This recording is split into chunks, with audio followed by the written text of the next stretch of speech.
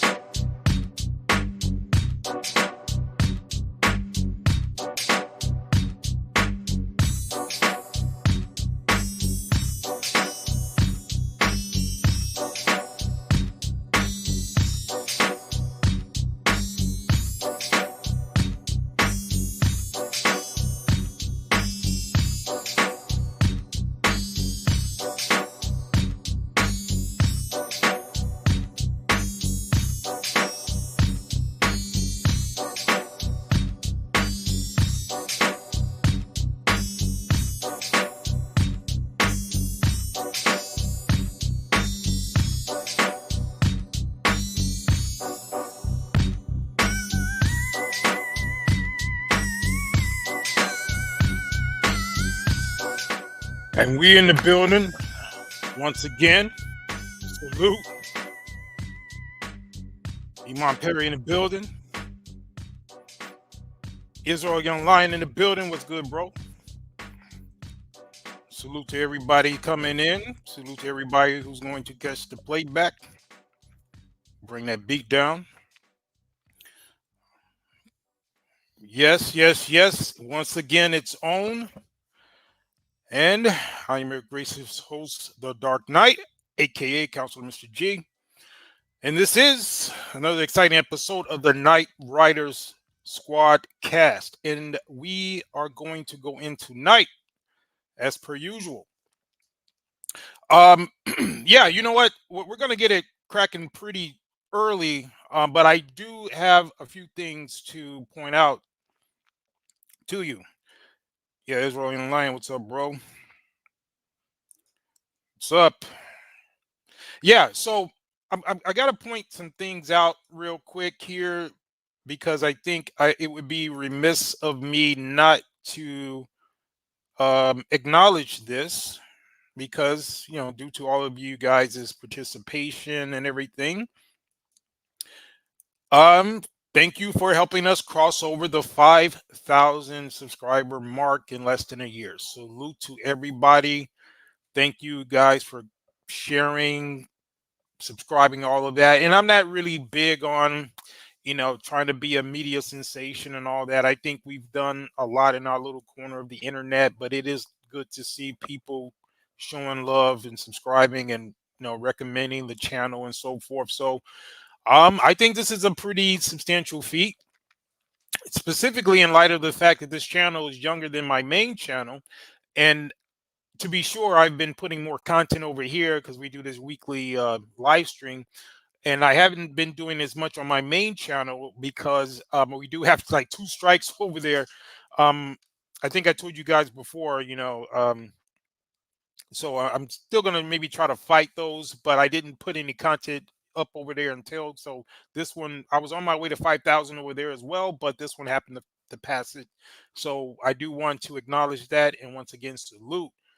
Yeah, bro. And thank you for acknowledging that as well. We get Israel Young Lion here on the screen. Yeah, definitely, bro. So we definitely are doing things over here. Um, couldn't have done it without you guys. You know, I'm just here trying to speak the truth, trying to bring a different perspective. It's good when people rocking with us. You know, like I said, I know we kind of had some disadvantages with regard to, you know, how I, you know, decided to design the show, the topics that we handle and things like that. But slowly but surely, we're getting in there. I mean, I'm good in where we are, you know, to be honest, but, you know, certainly for us to make a larger impact, we want to be able to continue to grow and get you guys' truth out here the way it should be, right?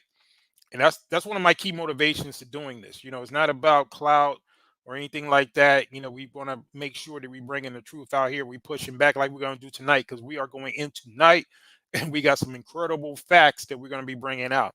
But yeah, I did want to at least acknowledge that, you know, that is a milestone, as Israel Young Lion has said, and we definitely appreciate everybody who helped make that happen.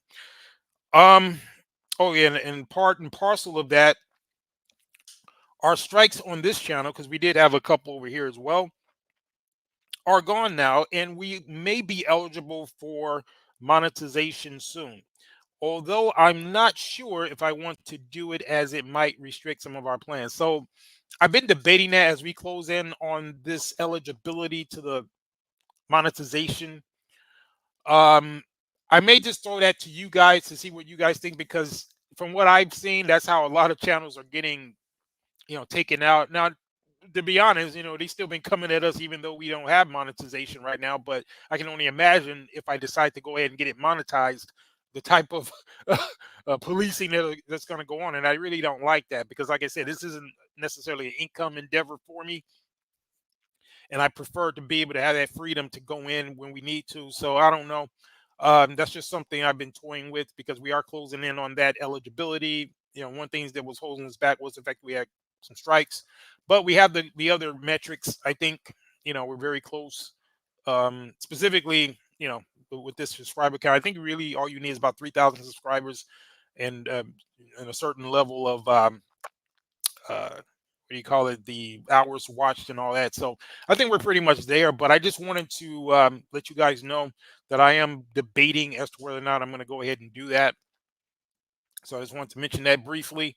Now let's get right into this, because this right here is crazy to me, right? So we have this Eboni K Williams chick, right? Miss Too Good for a Bus Driver, but who's to say that that particular sperm that she happened to get is not from a bus driver? Because you don't know who's donating that. Now, personally, I've never thought to do anything like that, because it seems to me like you kind of have to be in some type of financial straits to want to donate blood plasma and bodily fluids like that. Although you do have those altruistic guys who might just think they're helping society, and they may not be doing it for the money, but I think that's a small percentage. So I find it interesting that she had to resort to getting an anonymous guy to knock her up through technology, as opposed to just doing it the old-fashioned way. But it wouldn't be ironic if that donor was a bus driver. But anyway, what we're gonna do here is we're gonna break down a few of these points, and we're, like I said, we're gonna bring this into a whole nother perspective that I'm not sure if you guys thought about. You know how we do. But the first point is Eboni K. Williams and women like her who choose to be baby mamas are the true culprits of abandoning the family. Now, what you will notice is, yeah, Shadow Zulu in the building. He says the donor is a bear. Yeah, probably so. But you know what? I think I'm getting ahead of myself, because the first thing I want to do, guys, I'm going to introduce you guys to a new term here. Let me before I can get to that next point, let me show you something.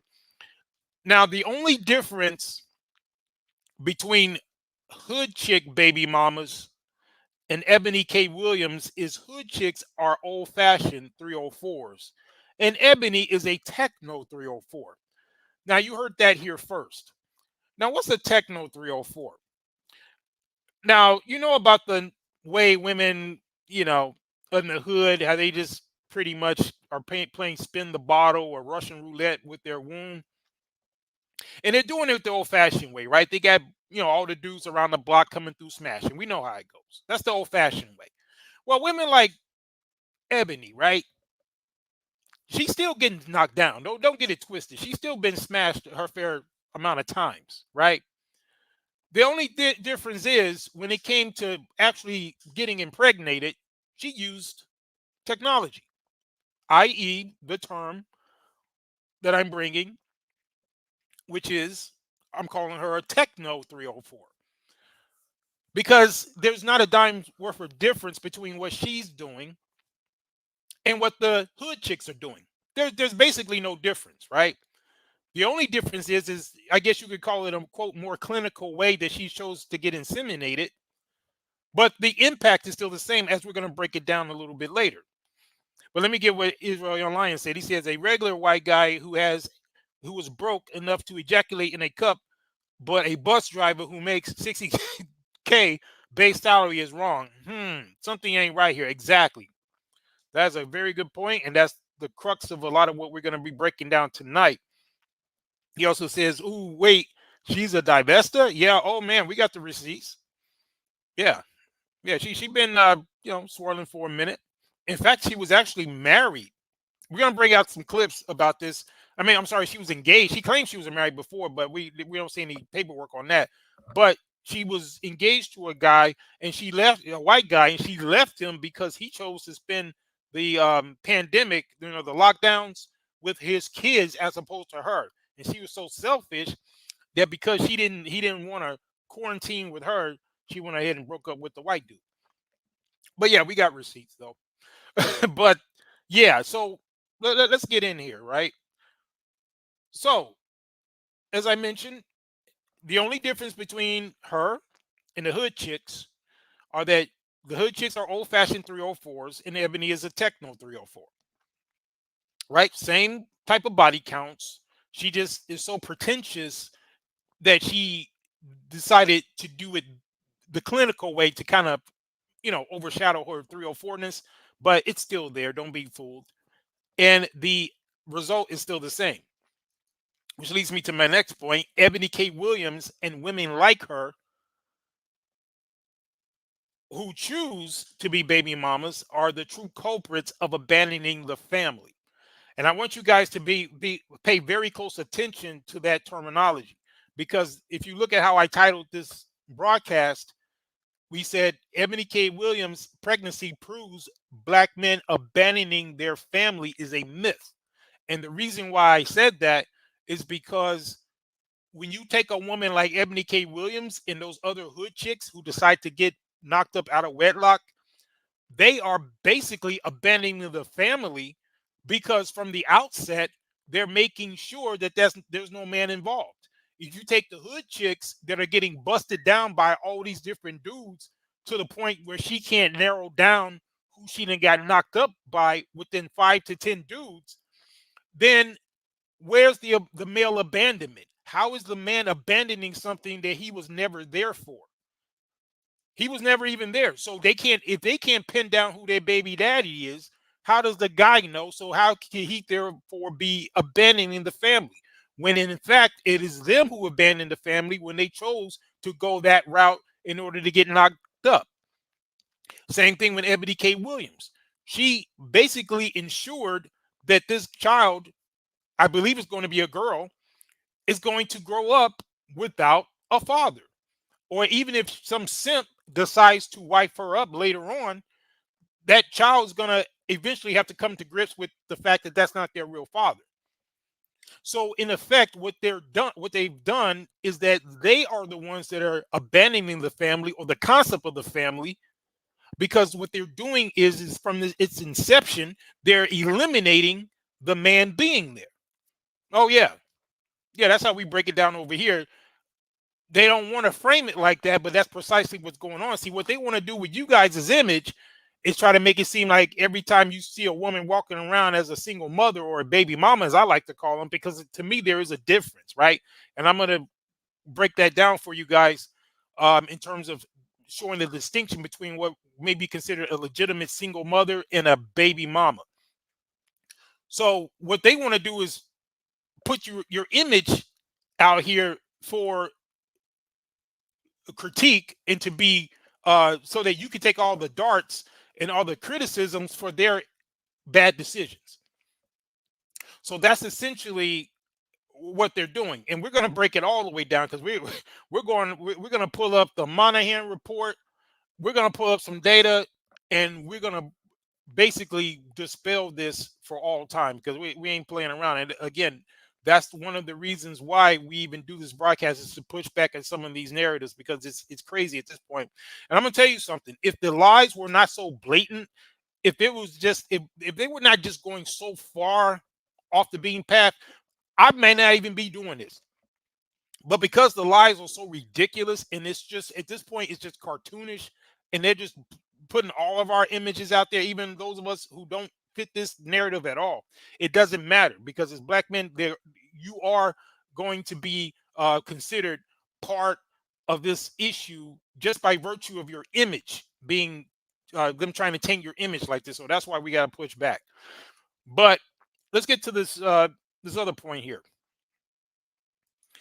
Eboni is allegedly having a daughter, so she will create another feminized female.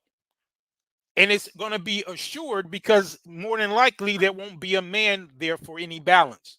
So in effect, you have, if you think she's bad, wait till you get a load of whatever daughter is coming out of her womb that she's going to, what type of crazy propaganda and indoctrination do you think she's going to do for that girl? And some of you guys' sons, unless you guys get the hell up out of there, will have to be dealing with a whole nother generation of women like that, thanks to the fact that this Eboni K. Williams decides that she's gonna, as I said, from the inception of this conception, have a abandonment of the family because she chose to do it this way. Now, here's the other part, and we broke this down before, but I'm gonna break it down again for some of you who may not realize what happens here. So, since she's having a daughter, she's gonna produce a replica of the dysfunction that she is, right? Now, if she decides to have any more, or women like her when they have boys, then women who are like Eboni K. Williams or these hood chicks, they are the ones that produce what I've identified as about 4 different types of dudes, right? For example, the first dude they get, the so-called good single mothers, produce simps, right? Now, to the extent that you can call some of them good, because like I said, in some cases, you might have a legitimate single mom, meaning she was impregnated within a marriage, right? And something happened, maybe she got divorced, whatever, husband died, who knows, right? That there's a such thing as a legitimate single mother, meaning she was at one point maybe married and she didn't go around being a baby mama getting knocked down and she can't figure out who the baby daddy is. Maybe the baby daddy, maybe something happened to where he won't be in the child's life, or even because if he's in the child's life, I don't consider that a single mom, right? But for whatever reason, just say she was married, she's no longer married, and she's raising the kid mostly on her own. That's a legitimate single mother. Now, at best, those type of women produce simps, right? So that's why, in effect, it's still a bad thing. The next type, what we consider the bad baby mamas, which is the majority, produce the criminal class, i.e., the thugs, the Pookie and the Ray Rays. And the reason why they are able to do that is because what they do is that they're bad because they're neglecting those boys and they're not giving them the positive male mentorship and the things that they would need, because they're not picking the right type of men to be around those boys. So where are they going to learn from? They're going to learn from the streets. So though their absence and their negligence of those boys and giving them the proper male guidance, because they can't do it and they can't even put them around the type of men that they should be around, because they didn't start with the number one type of man, which would be the father. They chose a Pookie or Ray Ray to be the father, so therefore they're regenerating that.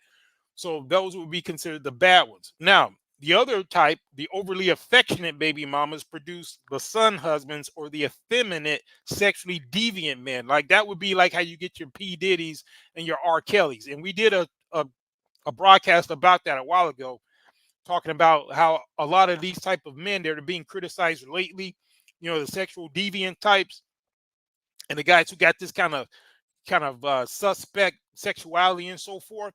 When you look into their backgrounds, most of these guys were overly pampered, and they had baby where they're being babied by their mothers. And just like with R. Kelly, he admitted that his mom used to kiss him on the lips and all this type of goofy shit, right? So when you trace these guys' history, there's normally a situation where they were being treated like that and they wind up being deviant. So, and then the last type that we've identified is that the self-hating baby mamas produce the quote colorist that they're always complaining about. The baby mama who reject, and those are the black men who reject natural black women features and so forth. Now, just like we pointed out about what's his name, Matthew Knowles, his mama told him specifically not to choose no black woman with nappy hair. Now that came from his mom, because she was self-hating and she passed that on to him. So what we've shown you is that those four type of men that they're always complaining about, those are the types of men that are produced by this single baby or this baby mama-ism that Eboni K. Williams chose to be a part of. So we wanted to highlight that. Now, what we're going to do here, we're going to start breaking down Eboni specifically, right? Because that's why we're doing this show in the first place, right? So let's go ahead and get some clips of her, right? Because she's out here talking crazy, as she had been. And what's so ridiculous is that she was the one putting forth this type of facade that she was always kind of above the fray and so forth. I think so. Somebody said in the comments, yeah, Israel Young Lion, when he was talking about how a regular white guy, let me see how I can put his comment back on the screen, because that was a very good point. I'm gonna put that comment back on the screen. Hold on. Yeah, so I like what Israel Young Lion says. He said a regular white guy who was broke enough to ejaculate in a cup, which is kind of what I was saying before. I don't know of anybody who's really, doing too well that would resort to that. But anyway, ejaculate in a cup, but a bus driver who makes $60K base salary is wrong. Something ain't right here. Exactly. So let's get it from the horse's mouth, right? So we're going to start breaking down what this broad got to say, and we're going to really point out some things that need to be pointed out. So the first thing is, let's just get the information here. Let me pull this up. The former Real Housewives of New York City star Eboni K. Williams is welcoming baby no one at age 40. Anybody who's gone through IVF or attempted IVF will tell you so many things have to go right for the final result of this journey to be a baby. The reality TV. Oh yeah, and why was she even on a show called Real Housewives? Who was she married to that you guys are aware of? I'm not aware, so it's just kind of funny how these women always end up on these shows that don't fit their life. But anyway, personality began at the pregnancy announcement, adding that she feels like she's been the recipient of some very enormous favor from God above. Now you notice that, you see how when they make up these jackass decisions, they always got to talk about God and all that to try to justify this foolery. Where in the scriptures are you guys familiar with anything that condones what her specifically is doing, or women in general, who when they always evoke some higher power to kind of cover up their bad decisions?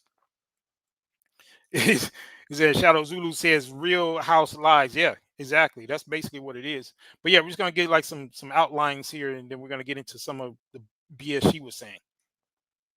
I did one egg retrieval at 34 years old, not really having a clear intention on if I would use those eggs or when I would use the eggs, Williams shared.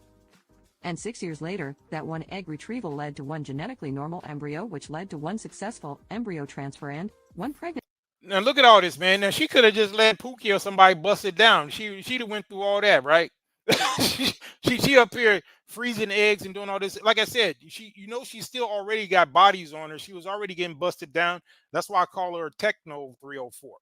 Right? There's not a dime worth for difference between the old-fashioned 304s and baby mamas in the hood and her. She just chose to when she finally decided to get knocked up, she decided to do it this way because she had to kind of put some, in her mind, make it a little bit more high class, but she probably got similar body count and she still wound up doing something. In my opinion, it's actually worse because at least with the hood chick 304, the one that does it the old-fashioned way, at least there's a physical man that she could link up to. Now it may take her 10 to 20 dudes to nail down who exactly did it. We don't get into that a little bit later too. When we start dealing with some of this DNA tests, right? Because we told you, I told you guys that we're going to start dealing with that topic, right? So it may take them a while to get to the guy, after they, go through all those corpses that they had to, that they were piling on top of them and all that. But at least there's a guy, right? As opposed to Eboni K. Williams, who doesn't know at all, possibly, who the guy is. So that means if there's any health issues or anything that would require this child to know specifically where they come from, she can't provide that. So this is the height of irresponsibility, the height of selfishness. And the only difference, as I said, between her and those hood chicks is that she's using technology, which makes her a techno 304. But let's get it. Later, I'll soon have, God willing, one beautifully healthy baby girl. So it really does feel like fate. The lawyer even gushed over how she had been sent a remarkable miracle baby. William was additionally open about becoming a single mother, noting it was not my dream or fantasy growing up. I want to say that with conviction and clarity, I was not the little girl that grew up fantasizing about having kids and what I would name them, and all of that, she explained. Yeah, so it just goes on to talk about how she's trying to rationalize this BS, and it's crazy. But let's get this part right here. Let me show you guys this.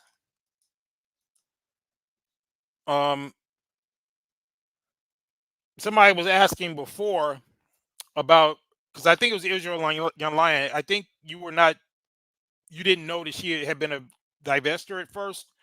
Yeah, she had, and I'm gonna pull up a little information on that right now. Hold on. So we're gonna get a little bit of that, and then we're gonna start digging into some other things about her. Eboni K. Williams, failed divester. You notice how all these divestors have the same exact story. They spend 20 years chasing white men, then when they turn 40, they demand the best black man? This is the story about Eboni K. Williams, a failed divester who is now bitter. Let's discuss how she got to that part. You know what, this quarantine, I think, like a lot of couples, Wendy, it made us tell the truth about our relationship. How long were you with him before quarantine? Almost 4 years. Did you live with him at the time of quarantine? I'll tell you what happened. He actually did not quarantine with me. He has 3 children, 2 of which are young adults, and he chose to quarantine in New Jersey with his semi-adult children. And for no, Iman, actually, she dumped him. But that is even more stupid, the fact that she dumped him because he wanted to quarantine with his own kids. So no, he didn't dump her, she dumped him, which makes it even more stupid, specifically, as I said, the reason why. But she's going to tell you right here, listen. Listen, I'm not a parent yet, so I get that they're number one. Right. But I need to be number one, Wendy. According to Eboni, Now you heard what that broad just said. She said, well, she understood that the kids need to be number one, but she said she needed to be number one, right? So she expect that dude, the white man, to put his kids over her. But and she wondered why she ended up having to, get impregnated through a laboratory, like some type of Frankenstein experiment. But anyway. She and her now ex-fiancé, who she dated for just under 4 years, were forced to tell the truth about their relationship amid the pandemic after he chose to quarantine with his 3 children. I was engaged to be married. I started 2020 planning a wedding. I mean, deposits to vendors, a videographer, a wedding planner. I was planning a wedding, a marriage, most importantly, Eboni, 37. Well, it sounds like she was doing a lot of the spending, right? You notice what she said there, where she was doing all this wedding planning. She's buying this, buying that. Well, like, wait a minute. Aren't you the broad who was talking about how, you got to get with a dude that got it like that? So if he got it like that, he shouldn't have been, you shouldn't have had to spend all that money, according to you. But it's funny what these broads will put up with for the right complexion. But Iman says adult kids. I think one or two of them were still young though. But anyway, but they're still his kids though. I mean, why would the guy want to, be with her as opposed to his own kids? But she obviously couldn't see that. He said, "I love that channel." Yeah, you talking about? Yeah, I forgot the name of it. But yeah, check. Dude, funny. He be doing a lot of stuff about divestors. Yeah, so he makes some good stuff. So I saw the one he did about her, so that's why I'm sharing it with you guys as well. So check him out. Revealed. It was revealed that CFO Stephen Glenn was the man that Eboni broke up with during self-isolation. As fans will recall, Eboni spoke. You see what he just said there? It said she broke up with him. Because like I said, it just makes it even more stupid, the fact that she did that with her drying up eggs and all. Spoke about her relationship, saying her fiancé had children in New Jersey who he chose to quarantine with. The couple was together for 4 years. According to the outlet, Stephen is 53 and lives in New Jersey with his 3 children, who are 21, 18, and 14, in his $2 million home. While Eboni seemed to blame the children for their separation, a source told the outlet that the newest housewife never took an interest in his family and was far from getting married. The source revealed that the kids barely knew her, and she barely knew them, saying she just wasn't engaged in that part of his life at all. They really. So how's she gonna get with a dude that got kids, and she don't want to even get to know his own kids? You see how ridiculous this broad is, and she wonders why she had to resort to this, right? So she gonna get with a guy that she knows already got kids, and apparently, obviously, he was close with him because he chose to be with them during the pandemic versus her ass. So, and I guess he already understood that this type of woman is insufferable under normal conditions. Could you imagine being locked down with the likes of her? I don't blame dude. So she probably did him a favor in the long run. But let's get it. They weren't a New Jersey couple. The quarantine thing was just a convenient public excuse. The relationship wasn't going anywhere. It wasn't really heading towards marriage, the insider shared. While Eboni told the ladies of Roni that seeing Stephen with his children made her understand that there is nothing like that parental love, that bond, the insider went on to say that a person could count on the fingers of one hand the number of soccer games or events she attended during their romance. The kids barely knew her, and she barely knew them. She just wasn't engaged in that part of his life at all. They really weren't a New Jersey couple. She didn't really engage with his life there. They were far more about New York, the insider continued. Eboni explained.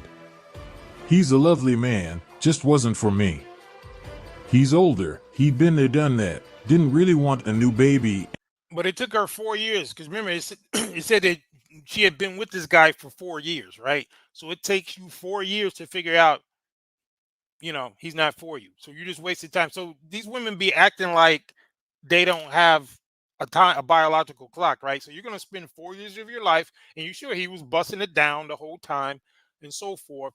So when she could have been cultivating some relationship where she could actually, been with a guy that she, quote, was compatible with, she decided to waste 4 years of her life that she can't get back with a guy that, at what point did she figure out that this was not the guy for her? That shows a very poor level of judgment for someone who's supposed to be this high-powered lawyer. But let's get it. And all that stuff. I want that stuff. I want you to speak, Ayanla, to how women need to, position ourselves so that we can be in our divinity, so we can have our crowns right, how we can create and not build, when some of us, quite frankly, feel that the men that are available to us. You notice that BS that she's talking, like that whole divinity, guys, that is a telltale sign that you're dealing with a dingbat. you're dealing with somebody who's delusional. They have an inflated idea of what a woman is. They think they're superior to you. When they start talking about crowns and divinity and all that kind of stuff, look, man, you got to make some executive decisions at that point, right? You're going to have to decide what you're going to do about that, because to me, when you start hearing talk like that, even if it don't creep up immediately, but then later on down the road, if you're dealing with a female and she start talking like that, then you know that she has to go in certain categories after that, because she pretty much has a lot of internalized um, superiority that she thinks in her mind, and that's basically that feminist hotep garbage that we always pointing out. But yeah, so that's part of the reason why she's in this position as well. Let's get it. I'm talking about across the color spectrum, across the age spectrum. Trust me, I've done them all. Yeah, remember that part when she said she done them all? That's what I was saying earlier. She pretty much has the same body count as the hood chicks. And I'm going to point out something that you guys may not know. She actually swings both ways. I don't know if you guys were aware of that. She's admitted that on other podcasts. I got a clip as well. So she's been not only been across the spectrum in terms of different men from different backgrounds, but I'm sure she had women from different backgrounds as well. They are not positioned to protect nor provide because of some of the statistics we just talked about. They're not earning the incomes. They're not having the resources. And some of them are not even showing up in the leadership. Would you date a bus driver? Would you date If he owns the bus, if he owns it, if he owns the bus. See, that's a problem. That's a problem. That's a problem. Williams She dated a bus driver, huh? I'm sure there's a lot of bus drivers that are pretty happy that she don't want to date them. In fact, I think the bus drivers, that's a win for the bus drivers if you ask me. I think the bus drivers are like this right now. I think this is the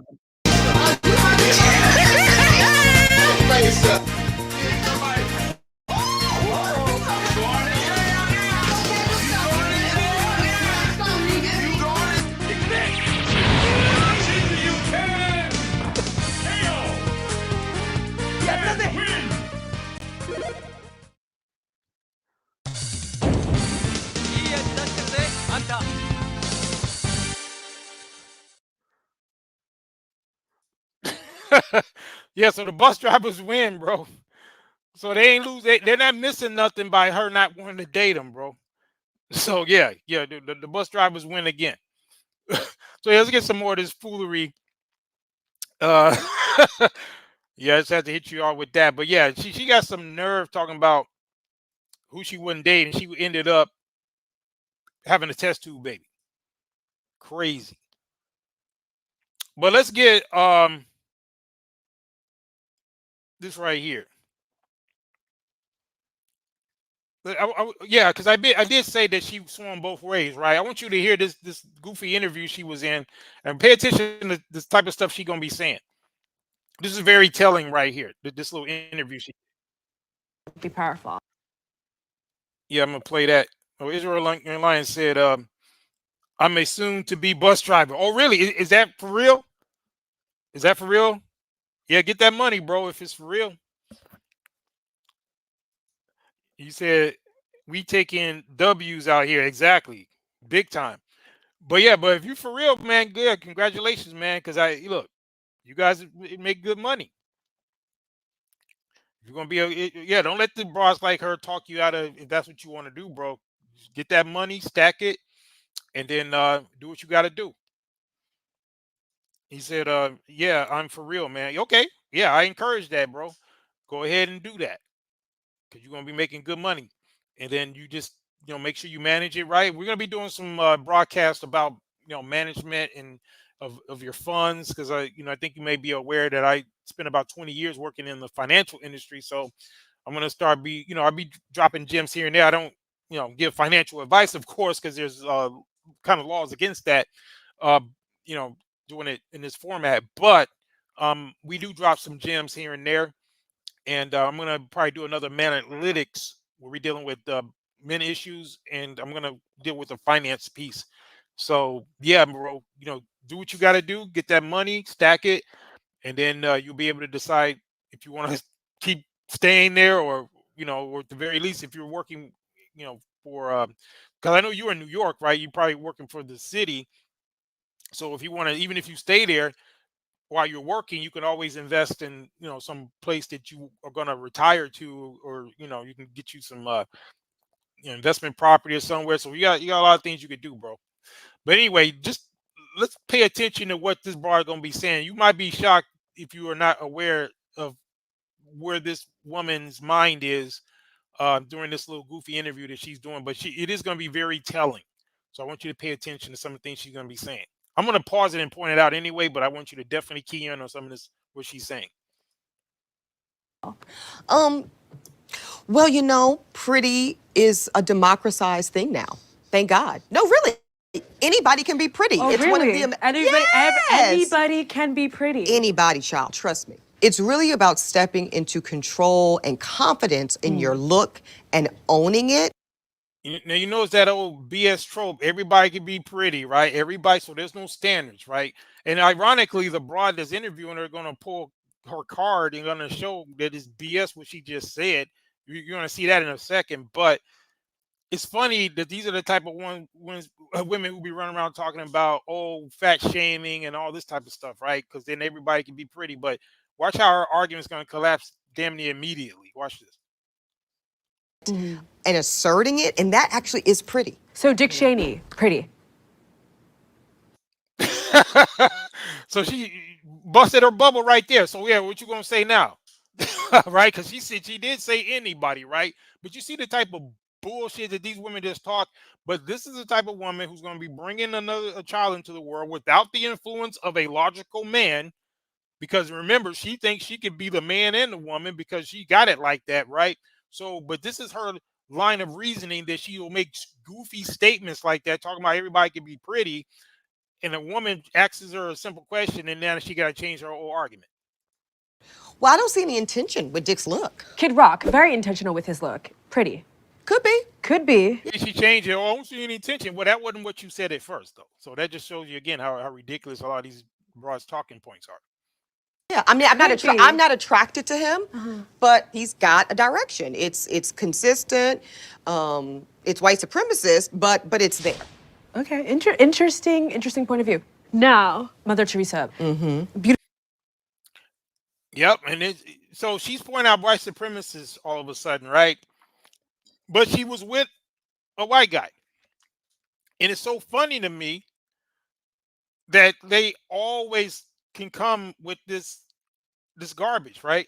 And what did Israel Online say? He says, "Swing that imaginary bippy around." Yeah, that's what it is, man. And it's really sick how they like to motion like they got one down there. But let's get it. Beautiful. Now, I wish I could have seen some more photos, and this might just be my lack of research of her in her maybe younger days. Yeah.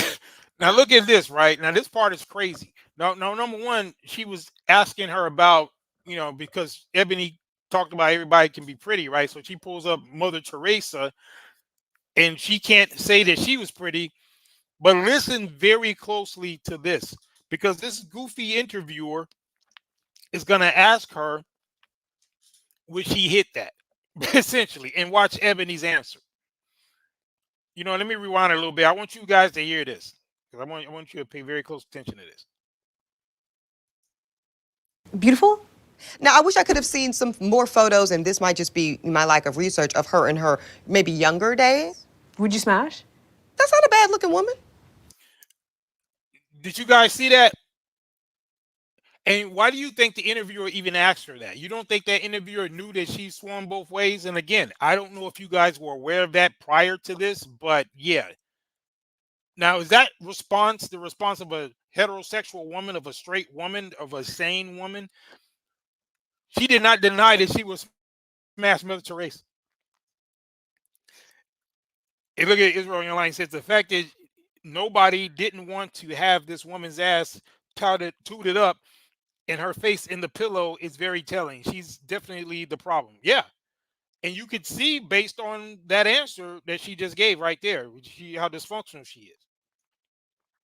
Charles Zulu says, I would have pulled Shabba Ranks and Flavor Flav and asked her how pretty they are. Yeah. Because that would have been another example of how her argument just basically collapsed on itself. And I'm just showing this to show you how dysfunctional and irrational this woman is. But just listen to what she just said here. I'm going to play that one more time because I want you guys to really acknowledge what just happened, because this broad just really exposed herself right here, if you didn't know already. Photos, and this might just be my lack of research of her in her maybe younger days. Would you smash? That's not a bad looking woman. Now, is that the response of a heterosexual woman right there? In Israel Online says she's a liberal black woman, the right hand of white supremacy. So I'm not surprised she goes both ways. Yeah, that's the case with a lot of them, actually. But then watch how this old girl gonna trap her though.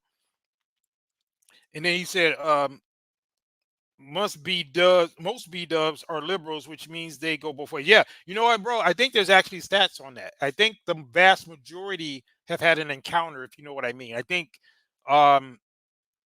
it's a high percentage. I think it's like 60. Don't quote me on it, but I do remember reading a while ago that's a pretty high statistic in terms of women, right? Now let's be sure, right? There's more of a possibility of women having affinities like that than men, right? It's just like how women are more physical with each other. You know, they'll hug each other and kiss each other more, right? Because we get that, right? But for a woman like her to be trying to portray herself as this kind of straight-laced type female that got it all together, that seems a little bit degenerate to me, right? It's because of how she's trying to present herself. That's the reason. She's not one of these bullnose wearing, tatted up, you know, like Shadow Zulu's talking about. You know, when it comes to no, I mean Israel Online, when he said that most of liberals, like, you know, the bull ring wearers, you know, they kind of swing all kind of ways, right? But when it comes to her, when you see her and how she tries to present herself, you wouldn't expect that. But that's precisely what she is. She's just a dressed up version of it. Like I said, she's a techno 304. But let's get some more. I don't think. You know, I think it's disgusting that you'd ever talk about Mother Teresa like that. So she the one asked her the question, right? And then she's basically saying she would, and so she kind of stabs her in the back and says it was disgusting that she would do that, which, you know, she knew what she was going to say anyway. But let's get it. Okay, you majored in African American studies. UNC Chapel Hill. Yes, which is I not did. an easy school to get into. Right, and I went at 16. Yeah, I'm sure she slept her way to the top. But now, guys, now was I reaching earlier when I said she got a body count like the same type of hood chicks? I mean, just look at she's going down the list, right? Just check it out. Native American, Wow. done that. Many biracials. Lost my virginity to an East Indian guy. Okay, thanks for volunteering sorry. that. You know, I was like, So even though girl had to stop, I'm like, damn. So here we go with this color shit. Yeah. But you notice she just basically, in her efforts to try to show how cosmopolitan she is, you know, with her, you know, allowing various people from around the world to basically knock her down. She basically revealed that she has an enormous body count. I don't know if you guys caught that, but yeah, she pretty much, and the old girl had to stop her. Like, oh, no, thank you for sharing. And because she was going to go on and on, she's talking about all the different shapes and sizes and various ethnicities that she had bust her down. So yeah, I think we are pretty much correct in our assessment that she's got the high body count, just like the hood chicks. So let's get some more. I don't want to really make myself look like a hoe, but you know, It's a little way past that, but anyway. Oh, Merry Christmas. Oh, Merry Christmas, bitch. I'm a virgin. Don't tell anybody. Child, please. If you were to declare the most beautiful people in the world, who would be in the top 5 of your list? Salma Hayek is stunning to Okay. me. She's very busty. Something else like. Now you'll notice she didn't choose a black woman. See, so for all this pro-black stuff she asked her who's the most beautiful, and she goes right to a non-black woman. You notice that? But then those be the same type of women calling out men for being colorist. Isn't that kind of funny? Israel on your life said, so she let Naraj hit first, which equals black men, not her first choice. Thank you. That's a very good point. And you see, her other first choice was not to say who was beautiful, because the woman asked her a question, right? She said, well, who would you say is the most beautiful? She goes right to Selma Hayek. Where the black people at? She's so pro-black, but how come black people are not the top of who she believes are the most attractive? Like Israel Young Lion just pointed out, she didn't lose her virginity to a black man. She wasn't involved in a long-term relationship that we're aware of with a black man, because the 4-year relationship when she was with that white man that she left during the quarantine, you know, he was a white man with kids already. She couldn't find no black man with kids already. So it couldn't have been the fact that she could say, oh, well, she didn't want a black man because so many of them already had kids or something. No, she dated a white man that had 3 kids already. He said pro-black equal B-dub worship. Yeah, that's what it is. That's the only part of the pro-black thing they like, right? So specifically women like her, who you can tell is very gynocentric, right? Very much a feminist to her core. Let's get a little bit more. We're going to move on. No shade, I had a lot of insecurities around my breast size growing Really? up. Yeah, because they were so big. Oh, they were so No, they were- voluptuous. No. When you're 14, it's not cute, you know, because guys are not looking at your Yeah, they're beautiful pervy. face. They're staring at your big titties, you Yeah. know, and I felt very objectified and very ashamed. I actually want to apologize. So she felt so objectified, but she went on to be busted down by multitudes of people. So obviously she didn't feel that objectified. Because here I am trying to villainize those with beautiful, large, perfect breasts. So no, I want to apologize to all my viewers out there who are very curvy, very dumb thick. Sorry. I see what you did there. I'm not Z-Ray. jealous. Okay. Also really beautiful to me, Halle Berry. Halle Berry. Halle was Miss Ohio USA. Yeah, so then she finally decides to mention at least somebody with some black in them. So it's just kind of funny how that works. But Israel says, telling you, son, these hoes run the pro-black grift after Brad stuffed in just such really dark ages. Yeah, literally, bro. See, you're not even being facetious with that. They literally be getting, and you could tell she done did some crazy stuff. So yeah, I would not be surprised if that is her story as well, because it is such a universally ubiquitous situation. We've seen it over and over again. In fact, when the women who wear those bull rings and stuff like that, and even when they wear their natural hair, they're doing that because that's a fetish for the white guys. I hope you guys know that. That whole thing about them being pro-black in terms of trying to look the part, they're not doing it because they're so proud of it. They're doing it because that's what pretty much is what Brad wants to see. He said you had a collar on her neck with her name on it and everything. Yeah. Oh yeah, dude, that's another thing too. You'll see them wearing those choke chains. They'll wear those as well. So they'll be out here talking all kind of stuff. You know, they'll be calling them, you know, they all kind of crackers and this, that, and the other. You know, they'll be doing all this right here. They, rat suit eating hunky motherfucker. they'll be all like that, right? But then, like you said, they just got out of, you know, it'd be the bras talking like that. But then, like you said, they didn't have the collars and the bull rings and you know, been in the cage somewhere. So yeah, we know how it go. So they ain't fooling us.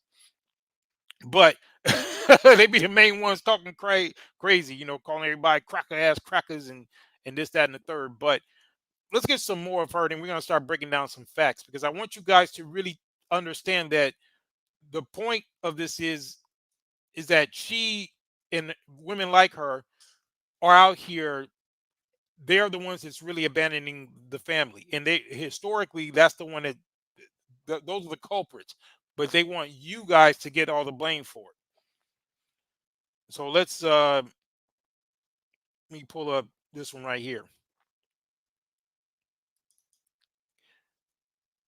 There's another clip of her talking gibberish. Everyone loves to tell modern American women that we can have it all. Ever since I was a little girl, I've heard the same encouraging words that you have, that our mothers, many... And this is fair use, by the way. This is fair use. Our fathers, our teachers, and yes, even our pastors have poured into us. That young girls today have more options than ever before. That we can go to school, get all the degrees, be bosses at work, lean in, make it to the C-suite, oh, and also crush it at home as wives and mothers. Breastfeeding, packing lunches, and being super mom, all at the same damn time. And so that's basically the indoctrination that a lot of them got, if not all of them, right? So they know how impractical that is and how essentially impossible that is, but so many of them want to ice skate uphill and they still want to try to do it. Meanwhile, leaving a path of destruction that used to be called the black community. But let's get it. listen, a lot of that is true. We do have more choices and opportunities than any generation of women before us. Full stop. And I do believe that women can have it all. But I don't believe we can have it all at the same time. Okay, then you can't have it all then. So the point is you're supposed to have balance. You're supposed to have a man that's in your life, and that's supposed to be this woman just sitting out here thinking that you have this great career and also be a stay-at-home mom at the same time. So I mean, that's the type of foolery that's coming out of their mouth. So I just want you guys to see that, and you're just going to go on to try to rationalize this foolery. But again, that just shows you how ridiculous their mindset is. So let's get into some historic stuff, because I wanted to make a very important point about this whole thing. So let me show you something. Let me give you some data, right? Because we like dealing with information, right? So I'm gonna pull up this for you guys. Because the other part of this discussion is we want to highlight that the narrative about black men in particular being this, these absentee fathers, being these abandoning type guys, we got to put that to rest, man, because number one, it's false. But the other part of this is, and I just thought about this today, I said, it's not even good enough to just dispel this myth in terms of them putting out this false narrative that black men are abandoning their kids, when the fact of the matter is black men are actually the golden standard for what fathers should be. And I'm going to show you a little bit of data, and then we're going to get into a good news presentation that they put out about this whole thing.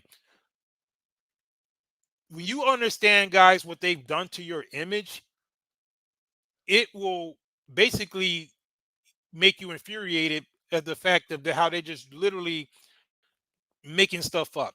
And that's why we talked about propaganda and this whole thing. But what I'm going to show you right now is some of the actual report. And this is from the National Health Statistics Report. And this is based on the CDC's information. So you can just go to cdc.gov and you will be able to see this for yourself.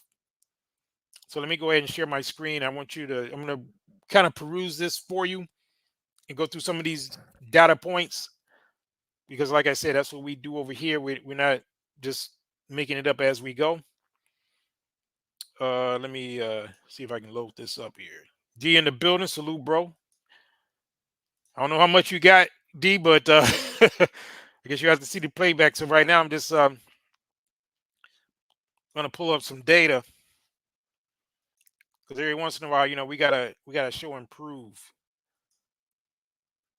Because everybody else be, a lot of people just be talking, but we like to pull receipts over here. All right, so check this out. So can everybody see that?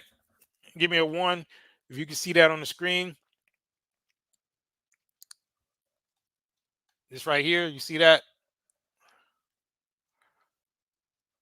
It's the National Health Statistics Reports. All right, so I'm getting that in the chat. All right, cool. Now, this right here is across the spectrum, right? It says fathers' involvement with their children, United States from 2006 2010. And this actual report came out December 20th, 2013. Now, this is very comprehensive because, like I said, we're not going to go into all the data, but there's so many key data points here that I want you guys to be aware of it. And in fact, I would recommend that you guys go to this website. I'm going to put the link in the chat. You can download this PDF, and I want you guys to arm yourself with this. And anybody that want to talk crazy about how you guys are the worst fathers and you be, the Cynthia G's of the world, you guys, I'm putting this in the chat right now. So that's the link. I want to make sure you guys over here that you're armed with knowledge. That's the full report. It's a PDF. Download it. It's a 22-page report. Look at the numbers yourself. You'll see across every metric. And when I say every metric, I mean every metric when it comes to fathers' involvement. Black men are at the top of the list. There's maybe only a few where it may be, maybe a white man may have a little slightly higher percentage, but all the rest of them, black men have a better percentages in terms of engagement with your children and all of that. And what did he say? He said, damn, 2 PhDs wrote this. Yeah, this is quality information. So damn well they're not trying to give you anything positive, right? So for them to be able to come to this conclusion, you best believe they went and took this data under a microscope. Because how many times does the government try to paint you in a positive light? But even they could not ignore the facts. Even they could not ignore the data. But you got the B-dubs out here, they're doing worse to your image than what the government is. Because the government is putting out, like I said, it's from the CDC. They're putting out the actual data. And the facts, see, they're not trying to make you look good. The data makes you look good.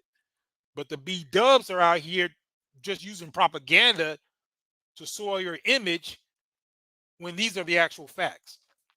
So like I said, I'm just going to go through some of them. So this one right here, Israel Alliance says, you know how much these B-dubs always bragging about having a PhD. Let's see if they respect their fellow scholars. Yeah, I mean, most of them don't even probably be having PhDs, or it's probably a PhD in basket weaving or Tupperware parties or something goofy like that, or makeup or something like that. It ain't in this type of deep diving research and stuff like that. But anyway, this particular one right here, it says the number percentage distribution of fathers aged 15 to 44 with children under the age of 5 by how often they fed or ate meals with their children. So they went through all these different metrics. Yeah, he laughing. Yeah, but they're going through all these metrics. But again, that's why I want you guys to print it off yourself. Are you able to open that link? Let me know if you guys can open that link. If you can't open it, I'll repost it. But I think you should be able to open that link and download this. And just look at the numbers, bro. And then when you go through it, you'll see they'll have Hispanic, and they have white, and they have black, right? Now, even with this particular metric that they're using about meals, how often they fed their children and so forth, black men have the highest when it comes to what really matters. Because like if you look at the beginning and it says not at all, the Hispanic men are number one as far as not at all. So it's almost 60% of them never feed their kids, and as I was looking through this data, I realized that the stereotypes for men who are not as active with their children should be going to the Hispanic men. Your Mexicans and your Venezuelans, those guys, the one that they're trying to flood the zone with right about now. In your cities there, your blue left-leaning cities, how they're trying to flood the zone with those guys. Yeah, because they're such great fathers that they show up at the bottom of these metrics. They are the ones that should be having the negative stereotype. In fact, the next worst is white men. So you have black men being the best in terms of involvement with their children, white men number 2, and then Hispanic. That's of these 3 groups. I don't know if they ranked Asians, but this data was compiled using black men, white men, and Hispanic men. And black men pretty much dominate the positives. Just like when you go in this one in terms of feeding or eating meals with their children. Several times a week, almost 30% of black men do. White men 20%, Hispanic men 18%. And when it came to every day, black men lead that. Almost 13%. White men, the data is not available. So maybe the number was so low. And then Hispanic men, 8%. And you can just go through all these metrics, bro. And you will see. So they're not lying. When they put out that stat, and I just wanted to show you guys the raw data. This is the actual report where that information came from. So when you see guys, they'll just give you the short version. They'll say, oh, yeah, according to the CDC, black men make the best fathers. They're the most involved fathers. Well, this came from the data. And like Israel Online just pointed out, this was done by 2, not 1, but 2 PhDs compiling a bunch of real data. This is government data. And you know the government is not trying to make you look good. So they probably, if anything, they're probably trying to not to see this, right? But this is the type of information you need to be aware of so that you can push back at all this foolery. And like I said, when you have a woman like Eboni K. Williams and her ghetto sisters, when they sit up here and intentionally remove a black man from the equation in terms of being a parent, they are essentially guaranteeing failure for those offspring. They are essentially the ones who are abandoning the family. The very thing that they're accusing you guys are doing, that's what they're doing. Because the fact of the matter is, when the black man is not involved in the family, then it's going down. That's the reason why the community looks the way it does, because 70% of the children being born, the men are not there, but they're not there because they abandoning them. They're not there because they don't know they're supposed to be there, because these women don't know who the hell knocked them down or knocked them up, just like Eboni K. Williams doesn't. If you lined up 10 dudes with one of these hood chick in a 10-man lineup, right? 10 of the dudes that she slept with, she probably couldn't tell you which one knocked her up. Same thing with Eboni K. Williams. He doesn't even know who it was anyway. You line up 10 random dudes, one of them that could actually be the guy who was the sperm donor, she couldn't identify him. So what's the difference? You could put both the hood baby mama on her in a lineup with 10 guys, and they both could not identify who the father of their children is. But that's the type of irresponsibility that they're creating. And like I said, they're the ones that are truly abandoning the family. But then they want to put it on you. But when black men are involved in the family, when black men know who that they are the father for sure, then this is the type of numbers you get. You excel against white men and Hispanic men. And that even surprised me, because Hispanic men, you kind of think that a lot of them are more family oriented. And so the fact that black men are even outperforming them is amazing. So yeah, that's why I wanted to share this with you guys. Drop this gem for you. So the link is good. Yeah, thanks for letting me know. So yeah, so all you guys, I'm gonna leave that up. I'm gonna post it again. There's other people, let me fall in the building. As it scrolls up, in case you miss it, I'm gonna put it back in here once again. Yeah, so I wanted to share that, but yeah, there's some very good data right here. This is, and I read through it. I poured through some of this data, and I'm telling you right now, you guys need to make sure that you stay on their neck about putting some respect on your name, and stop coming out here with this bullshit talking about you then abandoning your families and that black men be leaving their kids and all that. That's total bullshit. And the very people who are responsible for causing that are the ones that's pushing that narrative. They're the ones that's doing it. And that's going to lead me to my next point, because now we're about to get into these DNA tests. And now we're going to get into some of those. Because I'm going to come up with a series where we're going to start going forensically into how we got here, right? Because so many times people want to revision, they want to have this revisionist history. They want to act like this just sprung up out of nowhere, and that it became an issue when black men decided to leave the family, and then all of a sudden, these women, they had to do it by themselves and all this stuff, right? Okay, so we're going to put things into their proper perspective. So yeah, but anyway,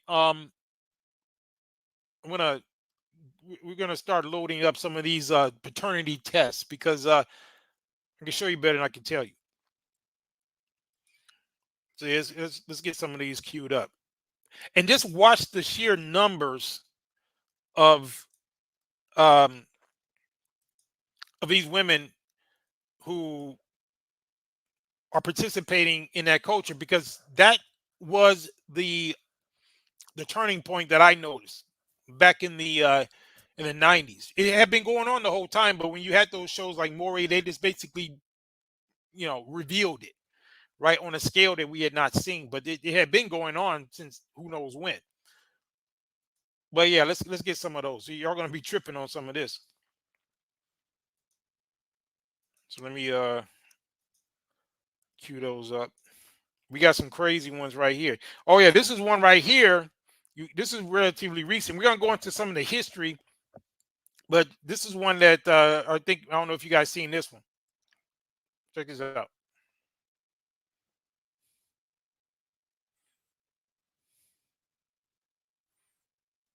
You a devil. You ain't. I been being a real. That ain't even my baby. I can't believe this shit. Go to hell, mother. You need to go to. You hear me? You just use good men. I'm one of the good ones, goddamn. Buying diapers and doing all this real man shit, taking care of the baby whole time. Now, isn't that consistent with the data? So the data I just showed you, right? The data that I put the link in for you to download yourself, so you don't have to take my word for it. You get to look at it yourself. But if you go down and you look at all those metrics, you'll see black men doing just like what this guy is saying. He was involved in the family. Now, it just so happened to not be his baby. That's why he's going off.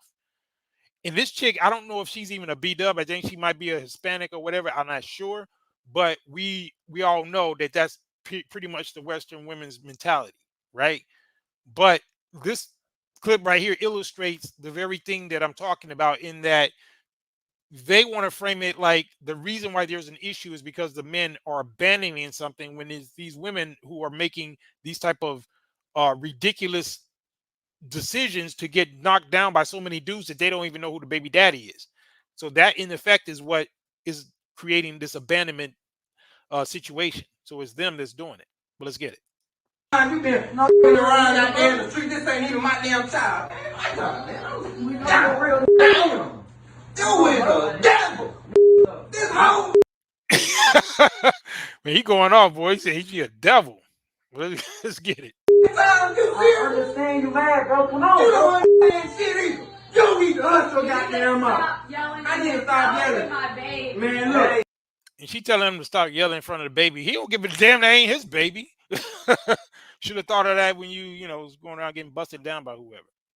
Y'all gotta talk this shit out. Another word to me. Y'all need to talk this. That ain't even my child. I've been buying shit, spending my hard-earned money, and this ain't even my child. The baby crying because the baby is ashamed of her mother. That ain't even my goddamn child. If I was a real, you ought to be ashamed of your mother. Did y'all hear what she told him? She said if he was a real N-word, then he would stay with the child or something. You heard that? That was outrageous. And D says, dirty AB. Yeah, I hear you, bro. Man, that was some nerve right there. That was crazy what she told him. Said projecting, yeah. She was projecting and getting injecting. You want to use somebody else. You want to use me up for, goddamn. You ain't shit. I don't want to hear nothing you got to say. Just get your leave. Get your life together. Bro, I've been being a real man. Oh, God damn, I can't believe this mother. And look how she just dismissing them. Oh, just get him out of here. You see that? Yeah, always the victim. Yeah, but she's the one that caused this whole thing, right? Blame shifting. Yep. And to be honest, D, that's just a microcosm. That's just the small. See, when you see these little isolated incidents like this is just a microcosm of a larger problem. This is what the community, the so-called community, is. That's the reason why it looks the way it does. That's the whole point. And that's the whole reason that things are the way they are, because of situations like that. But it gets worse. So, like I said, I just wanted to show you that one. But we're gonna go back in time a little bit and show you how we got here, how a lot of this came to be. Let me pull up the next one.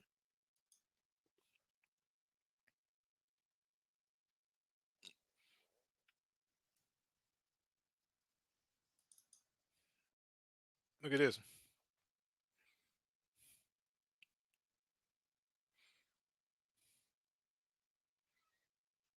You are not the father. In the case of 2-year-old Anyaya Charles, you are not the father. This is fair use, but she got 3 dudes on the panel. This big, and let me be real for a minute. I mean, I've been real, but let's be real some more. Why them dudes busting down something like that? Now I gotta, you know, I gotta keep it real. DG said disgusting. Oh yeah, I told you, man. It gets worse. Iman says, I don't know. Yeah, whales. Yeah, I think those are whales. He said that's gross. Yeah, Jesus. Look at this, bro.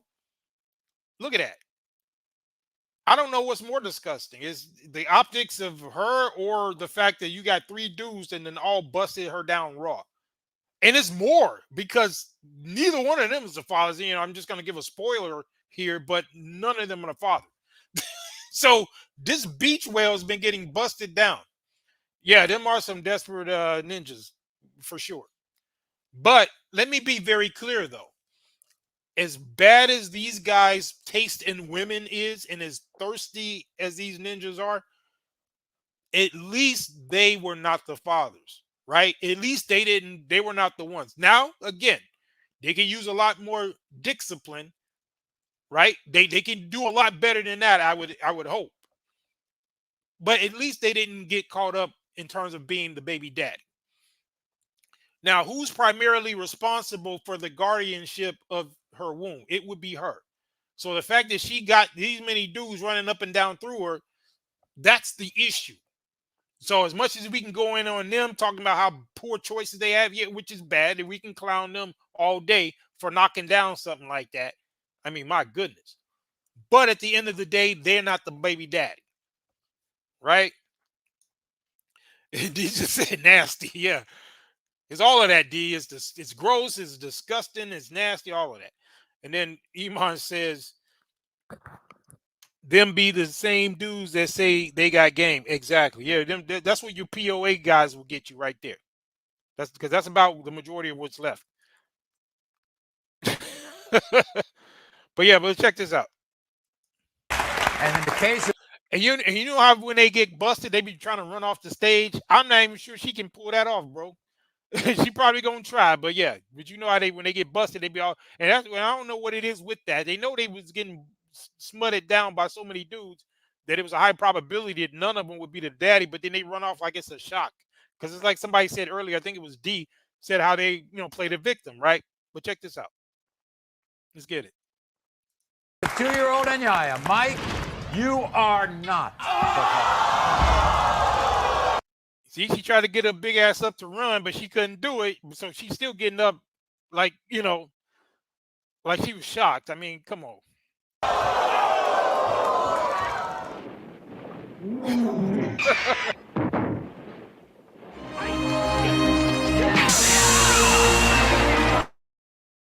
Junior, Skylar, you are not.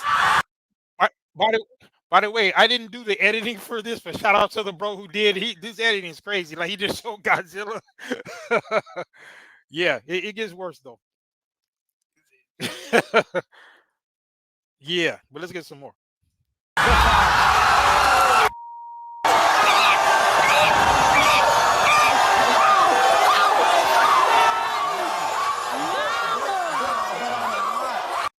And you see his bra, she more excited than he is.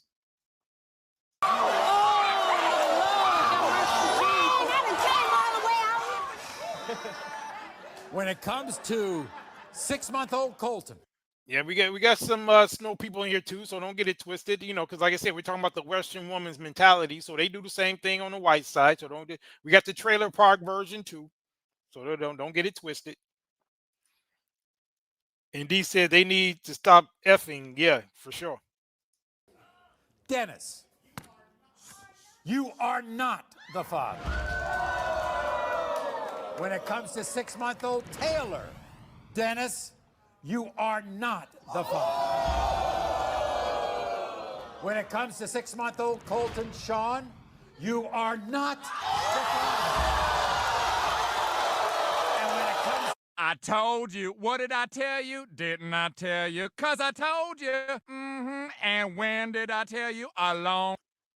And you see how they be getting clowned, so they be acting like y'all be clowning them, but these white dudes be the one clowning them, just like this cartoon. But he said, yeah, he's disappointed. Yeah, that's what's so crazy to me.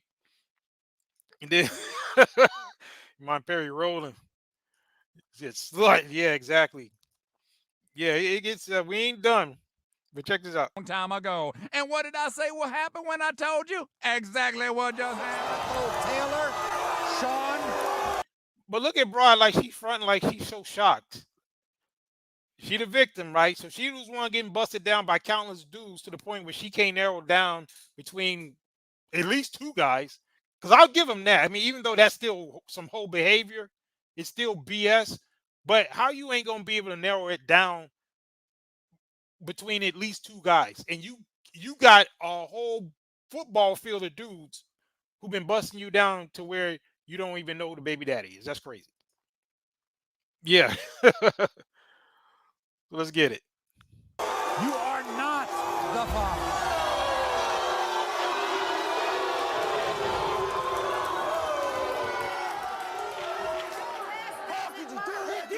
In the case of 3-year-old Cheyenne, Don, you are not the father.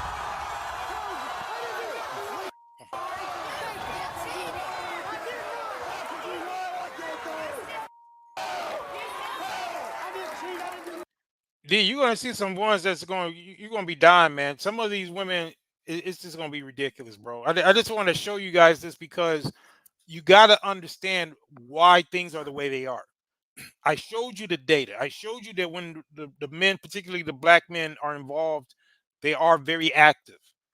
So now we're showing you the reason why they're not in the lives of these people. It goes for the white guys too, but it's really more acute with the black men because the black men are the ones that get the most demonization for this when they actually have the best record. And the other part of it is when you get these women who are always the one bitching and moaning about this whole thing, they're the ones that's causing it because of situations like this, because they do not know who the baby daddy is. So how can a man abandon something that he didn't even know he was a part of to begin with?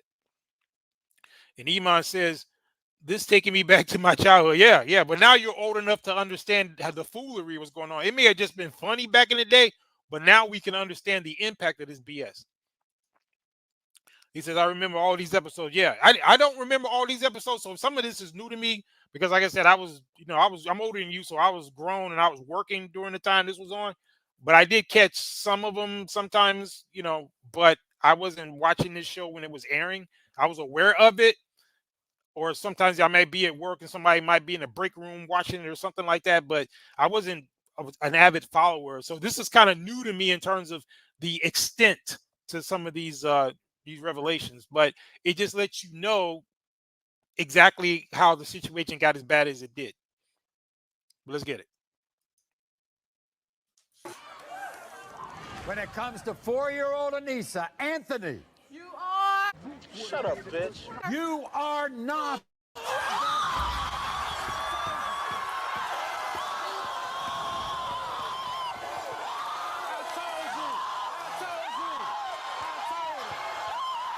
One for four. One for four. One for four. Oh. Jerica. This bitch, she's screaming like somebody did something to her, bro. Look, this is a level of unaccountability that you cannot ignore. You notice how they're acting when they are the ones who are the culprits. They're acting like somebody did something to them. You're deep cracking up. But yeah, this is the problem. This is why I'm showing you this, is because this is exactly what you guys are up against. If you don't get yourself together and get the hell up out of there, or whatever you're gonna do, this is the level right here. He said, Iman said, shut up, bitch. Yeah. Yeah, he got them little clips are fire, man. We did them little edits he threw in here. He said, always effing screaming, yeah. And when they the ones that did it, because whose fault is it? Right? Wouldn't that be her fault? Oh, that was Ice Cube, yeah.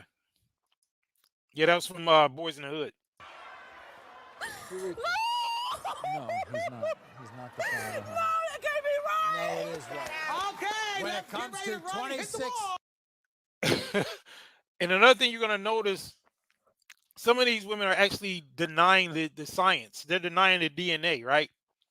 Those are the same type of women who that report I just gave you guys with the CDC data and all the numbers right there. Those are the type of women who will still say that you guys are deadbeats. They'll still say that you are the ones that are abandoning your kids. You are the ones that are not involved in your kids, even though we got all the data. And they're the same ones who will big up all these other groups who the black men are actually better than in terms of, you know, being involved in their children's lives, because facts and figures and data and all that does not matter to them. Yeah, trash ass bees. Yeah, DB going in. But let's get it. But just look at this one too, bro. Check this out. When it comes to 26-day-old Marcus, John, you are not.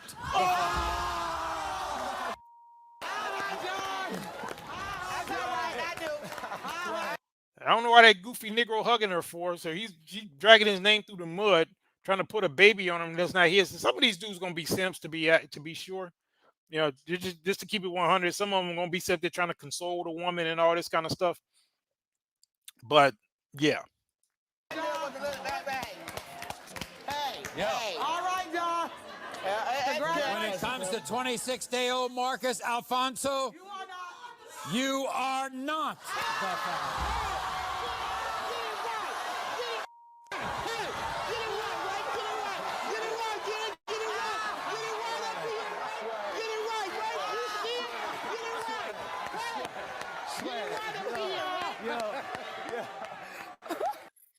And she done waddled her big self down through there. And look at dude, the other dude was kind of big too. So I know that was a mess when they got together. My goodness. But yeah, this is probably the most exercise she got all week, bro. No! Oh, running down the hallway. That's a sad. Even the audience was laughing. Check this out.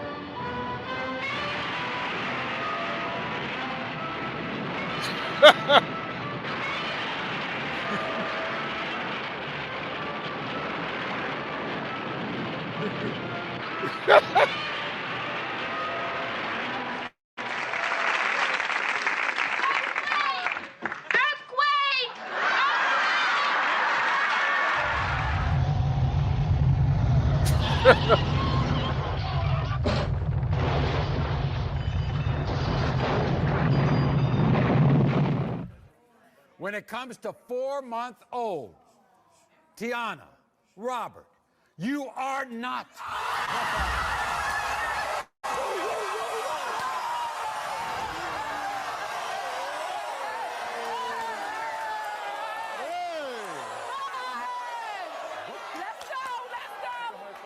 When it comes to 4-year-old Amari, Robert, you are not.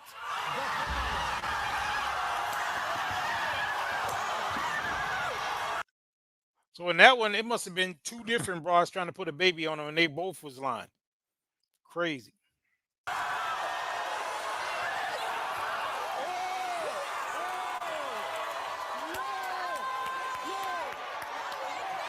And once again, this is fair use.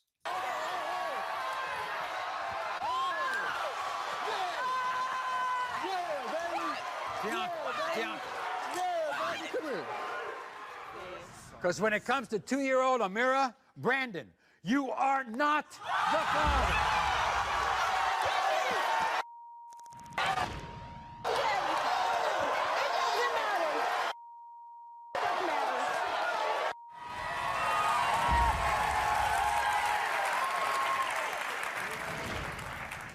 When it comes to 1-year-old Aiden, Josh, you are not.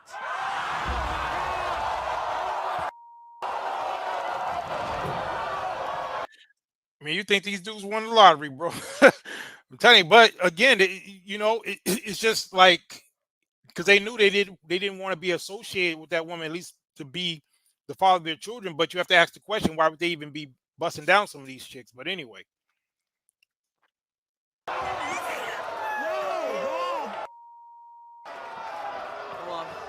Oh my God, no! Oh my God! Not. See that? It's like when the white guys, it's like some of them wanted to be the father though. Like this guy, I don't know if he's mad because he wasn't the father or he just mad because she was a 304. I'm not sure. Oh my God! Oh God! I know. When it comes to 3-year-old Harmony, Anthony, you are not.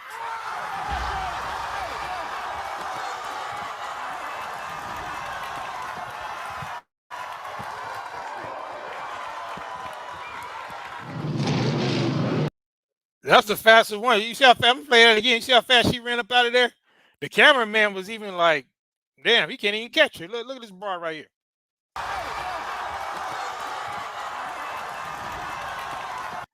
She running like the damn building on fire. Or I guess her crotch is on fire, but anyway.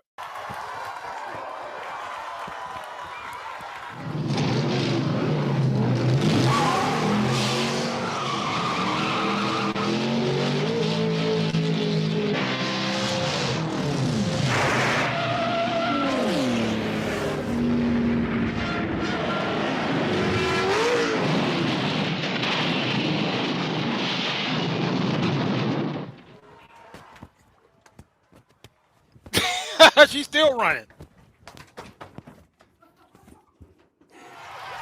When it comes to 3-year-old Cheyenne, Stephen, you are not.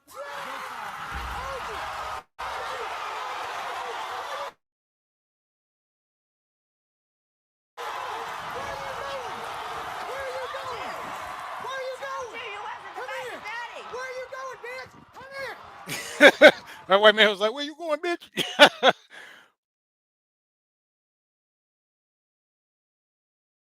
You know, the white ones, the B-dubs, that Western mentality, they're all behaving the same way. And when they're confronted with the irrefutable facts of their whoredom, they take off running.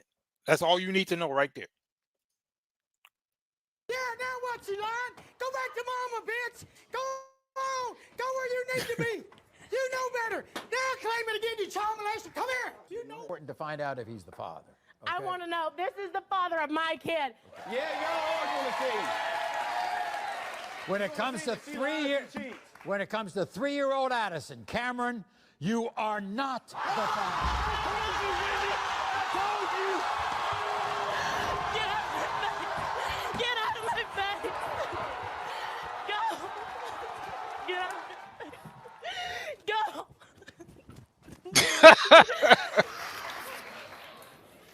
When it comes. Oh, and by the way, this one right here, guys, this one is the same woman from before, right? I think this is that fast broad, the one that ran out there at top speed. They gave the cameraman a run for his money. I think this is her again. So she, this is her second dude at least. So watch this. So Iman says, you know what's crazy? A lot of them dudes ended up taking care of them kids after finding out they weren't theirs. Wow. That's crazy. But I'm not surprised, specifically with the black dudes. Because remember, when we pulled out the data earlier, we showed that how involved black men are in the child's life. So that I'm sure that some of that crosses over even when they're not the actual father. Because there's actually a tradition of black men doing that. But black men don't get credit for that. They get called deadbeats when the facts don't fit that. But anyway, he said, Keisha bait. But yeah, check this out. But this broad right here, this is a track star, the one who ran off before. This is another dude. The 3-year-old Harmony, Deontay, you are not.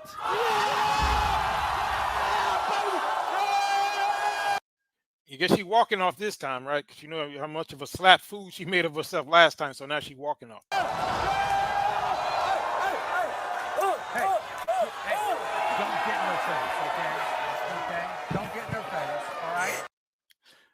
Now that's a good position for her. I'm sure she's been in that position many times, right?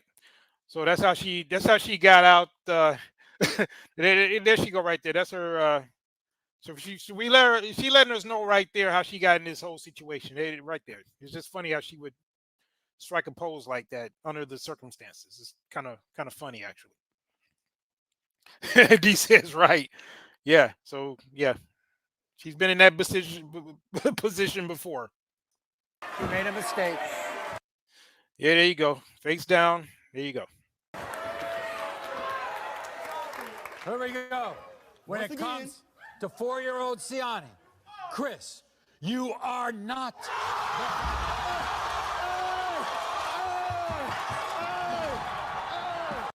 This dude up there making it rain. He's so happy.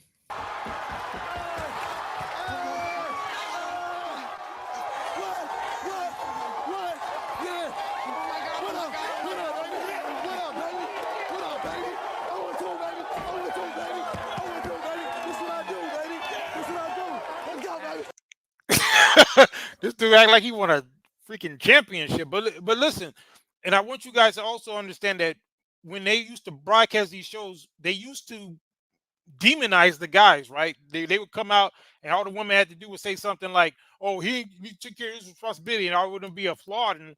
And then when the guy walks out on the stage, and they would all boo him. You remember that, right?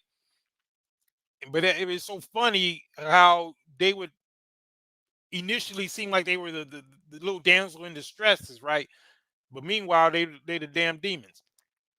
And D says like, yeah. He said, right, yeah, exactly. Let's get a few more of these. I'm just using this to illustrate the point that I'm making. There's an impact of behavior like this. This right here is what proves that whether it's Eboni K. Williams, who's doing it in a more technologically advanced way, because like I said, she still has the same amount of bodies as some of these women. The only difference is that she chose, when it came time for her to actually get knocked up, she chose it to do it the clinical way. These other women are just doing it the old-fashioned way. But the impacts are still the same. Let's get a little bit more.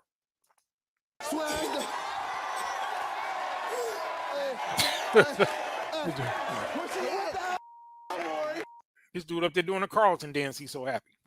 Hold on.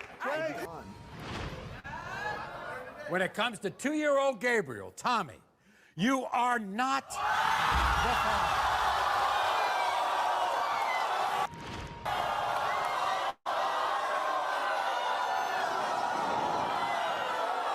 And one thing out of all these that I noticed, I think there's only one that's going to actually apologize.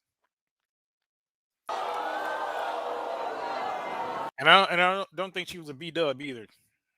Surprise, surprise. Stephanie.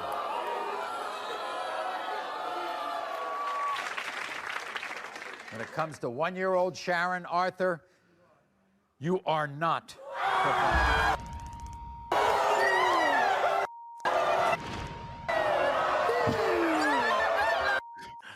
This dude was actually mad.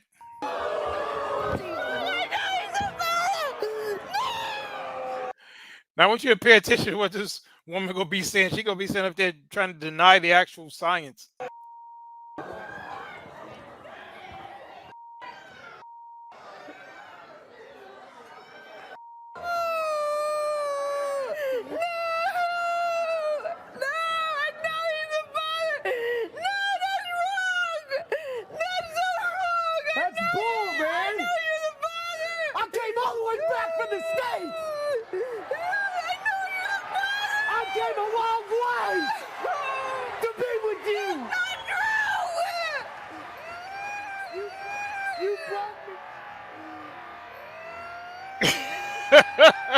You wronged me for the last time.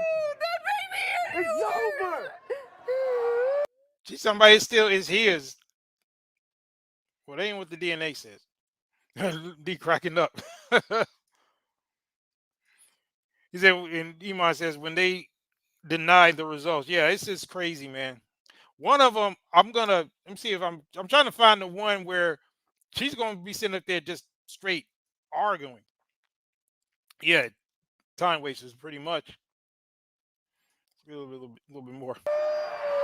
No more, Daddy. It's got to be wrong. He's the father. She said it got to be wrong. No, he is. Oh my God, what am I gonna do? What am I gonna do, Maury? We'll be glad to help you. We'll be glad to test somebody else if you want. But he's not the father. Yes, he has to be, Maury. No, he's not the father. No, I love him so much. No. Okay. Well, we're gonna find out. We're gonna find out right now. That's my son. I'm going to get custody. Whatever. In the case of 1-year-old Craig Jr., Craig, you are not.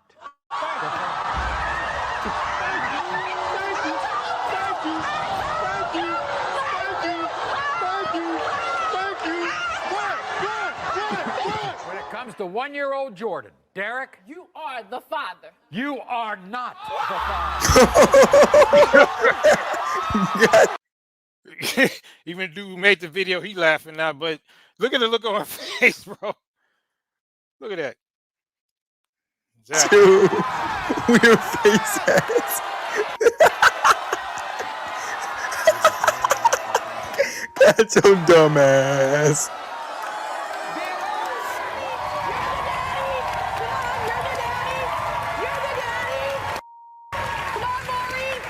Maury, come on. Okay. In the case of 15-month-old Mariah, Doug. You are the father. Shut up, bitch. You are not the father. You're a prostitute. Guess what now? I told you. I'm not the father. Woohoo. Now, guess what? You get to test 500 other. The case of 2-year-old Anyaya. Stan? You know what? Let me, there's one in particular I want you guys to see. But again, what were we doing here? We're illustrating what the actual issue has been the whole time. Whose fault is it if you have these type of women who have been getting busted down by so many random different dudes that they can't nail down? Well, maybe that's not the best choice of words. Maybe they can't pin down. No, that's not good either. Maybe they can't pick out who their baby daddy is between all these different dudes. Whose fault is it at that point? Now, remember, we're holding the guys accountable basically for being with these type of wildebeests and these monsters, some of them. From a aesthetic standpoint, they could choose better. And the fact that they're skeeting up in these women like that, yeah, they're irresponsible. We understand that. And we definitely believe they should be held accountable for that. However, a lot of those guys are not the father. So therefore, whose responsibility is it ultimately, right? But yeah, let me show you this, though. Let me see if I can find this particular clip. It's funny as hell. Let me see, which one is it? Well, this one's, let me see. I'm going to play this one real quick, and then there's maybe a few more because these don't get old very easily. Now, and I want to show you a beautiful picture of her daughter, Kimberly. Backstage is her ex-boyfriend, Jeff. Now, these three are here today because Jeff is truly conflicted. On the one hand, Jeff says he loves baby Kimberly, wants to be her father. But on the other hand, Jeff says there's too much evidence, like their skin tone, that has him convinced that he is not her father. I mean, what do you guys think? I say he might have a point there, but, you know, let's see. You see, there's one person who isn't conflicted at all, and that's Jeff's sister, Aisha. Because Aisha is certain that her brother Jeff did not get Kendra pregnant. Yep, I sure did. Yep. You're angry at this guy, aren't you? Yes, I am. Why? Because he keep denying my daughter. You know what the big deal is? It's all about looks. Yes. Look at this picture. Looks can be deceiving. He looks just like her. Same nose, same head, same lips. You notice they always say that, right? The baby don't even look nothing like him. They always say, he got 2 eyes like you. I'm like, well, what the hell are you talking about? But anyway, let's get it.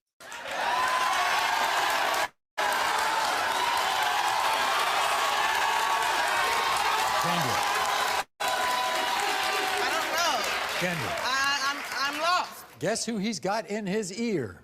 Oh, a lot of people, so he said. How about his sister? Well, if you gonna listen to anybody, listen to Maury.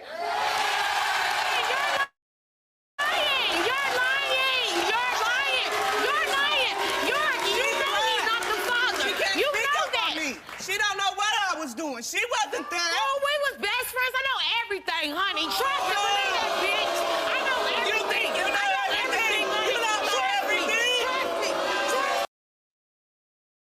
me. Yeah, D, they probably looking like, hey, they scared they might be one of the fathers. That's probably why they looking like that. You wasn't there when she was conceived. I sure wasn't. Sure So mind wasn't. your own business. Well, the problem is he probably wasn't even there when she was conceived. You and Jeff used to have a good relationship, didn't you? Yes, we did. Yeah. Yes, we did. I've been knowing Jeff for a long time. Right. You know what, D? I don't think so. I think no, Oprah was filmed in Chicago. I'm not sure about more. You know what? It may be. I don't remember because, like I said, during the time that it aired, I was not watching daytime TV really, so I wasn't sure. It could have been, because like I said, it was enough ratchetness going on there, like in the other major American cities, so I wouldn't be surprised. He said they are enjoying it. Yeah, exactly. Yeah, I know those guys were because they get to see these fools out here doing what they do. We just didn't become lovers. And we then, started by the as way, friends. you used to be friends with Aisha, Yes, too. I did. Yes, I did. Used What to be happened? friends with her. What happened on the flip? She's a dumb bitch. She needs to mind her own business. She's worried about his business. If you're gonna be worried about anything, tell him to be a father to Kimberly.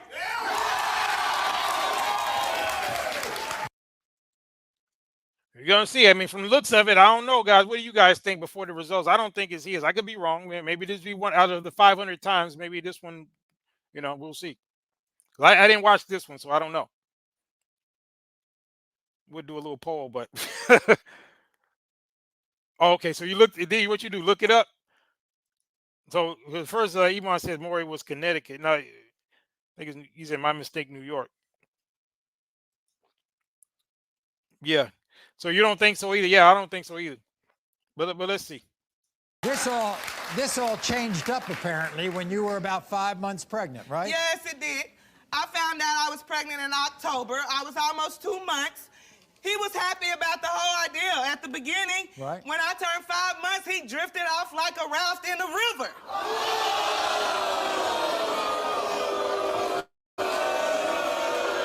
Then he started accusing you of doing things. Yes, he started accusing me of cheating. Why? Maybe because of his sister. Yeah, I have a past. Yeah, because she probably was. So what? Everybody have a past. Well, you notice how they downplay it, right? So pay attention to that. She didn't deny that she was cheating, and she just said she, quote, had a past, right? So I guess the guy was right, and I guess that's why he has a reason to doubt it. Not to mention the baby's like 5 shades lighter than him. But anyway, maybe she's an albino. I don't know.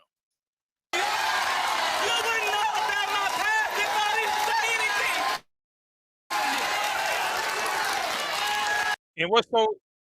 And what's so crazy? The baby is lighter than both of them. So normally, you might have a chance where, you might have one parent lighter than the other one, and the child might come out lighter. But what are the chances that the child is lighter unless the child's an albino, right? So, like I said, I'll be surprised if he's the actual father. Because, like I said, I didn't see this one. He said, "Who is effing a loud B like this?" So apparently somebody, because she got a kid, and he was too. Because otherwise, if he wasn't smashing, if he wasn't busting her down raw, then she couldn't have a leg to stand on. So apparently he is effing her, because otherwise he wouldn't be there. Now, whether or not he's the daddy is a whole nother thing, but he was definitely smashing. But you think the #1 reason is the fact that Kimberly is light. Right. You know the history on our show. We've had Real light kids who are daughters and sons of very dark men. Hey, man, ain't that the truth? So I don't know where he gets this from. Yeah, nasty work indeed. It might be from her, but I got one thing. She need to mind her own business and worry about that dry wig that she got on top of her head.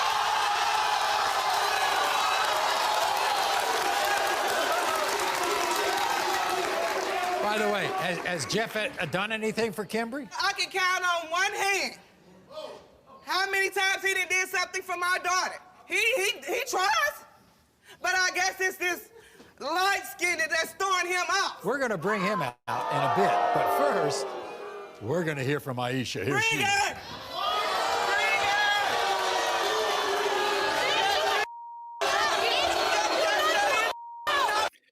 Yeah, I'm gonna get right to it because this suspense right here. I mean, let me fast forward. Let me get to it. That Kimberly may not be my daughter after all. When my ex-girlfriend Kendra was pregnant, I heard rumors that she slept around on me. At the time, I didn't want to jump to conclusions. So I buried my doubts about the baby. The day Kimberly was born, I couldn't believe my eyes. She came out white. My sister Aisha tried to warn me that Kendra had a bad reputation. She even told me that Kendra slept with other men in my family.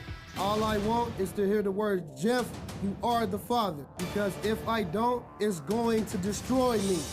Everybody, here's Jeff. I am. You want to be that little girl's daddy? I do. But something is blinding you, right? What? It's blinding me. Maury, I had a few people around, a couple friends and stuff, giving me a lot of doubt, you know? That's what it's looking like, because yeah, that baby, you know what I'm saying? It don't even look like an albino. It just looks straight like it came from somewhere else, yeah. My sister, this is my sister. She would never tell me nothing wrong. It's more. It would kill me. It's not just me. It's everybody. Everybody knows. Get over it. Get over it. Get over it. See a child lighter than me. I get the feeling it's fast forward. I Like I gave said, her that name, Kimberly. the suspense. Oh, okay, so he pulling it out now. Hold on. Okay, right, that's the answer. It's a lot of rumors.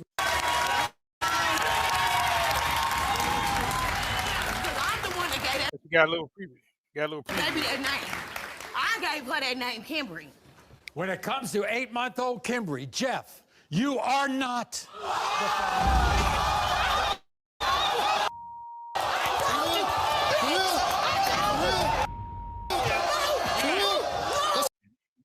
Yeah, I'm sure none of us are surprised at that. But you see how the blatantly somewhat now she knows she had a sex with a whole nother, like Iman Perry said, it was probably a zaddy that did it, and she know damn well that's what it was. But now she gets to run off like she a victim.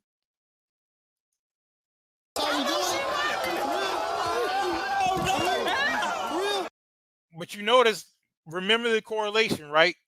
Because we're drawing a line between these type of women and Eboni K. Williams, because she had her zaddy in her background. Eboni K had her zaddy. She got a bunch of bodies on her, so does Eboni K. She didn't know who her baby daddy is, neither does Eboni K. So that's the same correlation that we're going to be making here. So let's get it. What I tell you? What I say to you? What I tell you? Jeff. What I tell you? No. The results won't. The results is not gonna lie. The results is not gonna lie. The results is not gonna lie.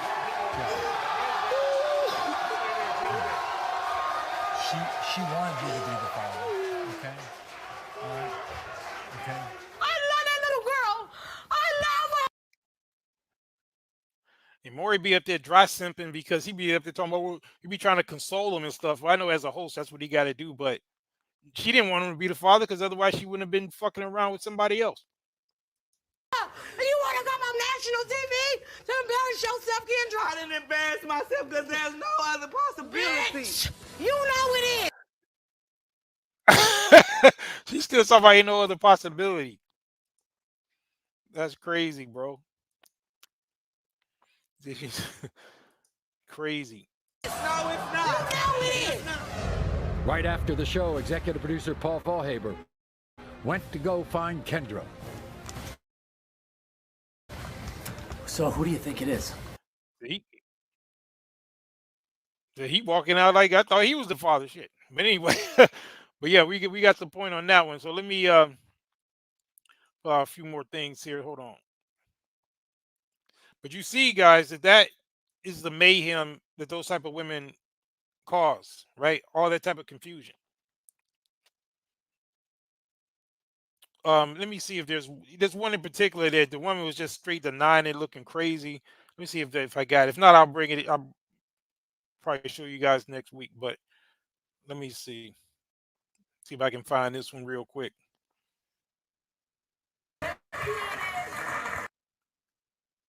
He said trans. I couldn't see that first. That trans or trains? I think yeah. Iman says they continue with the lie after the results. Yeah, that's when you know you're dealing with a hardcore liar right there. When it comes to 8-month-old Brian, right here. Chiari, you are not.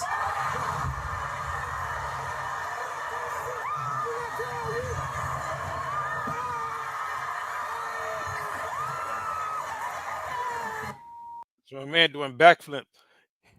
He said transsexual energy. Which one are you talking about? Because that could be any number of them. So which one were you talking about, D?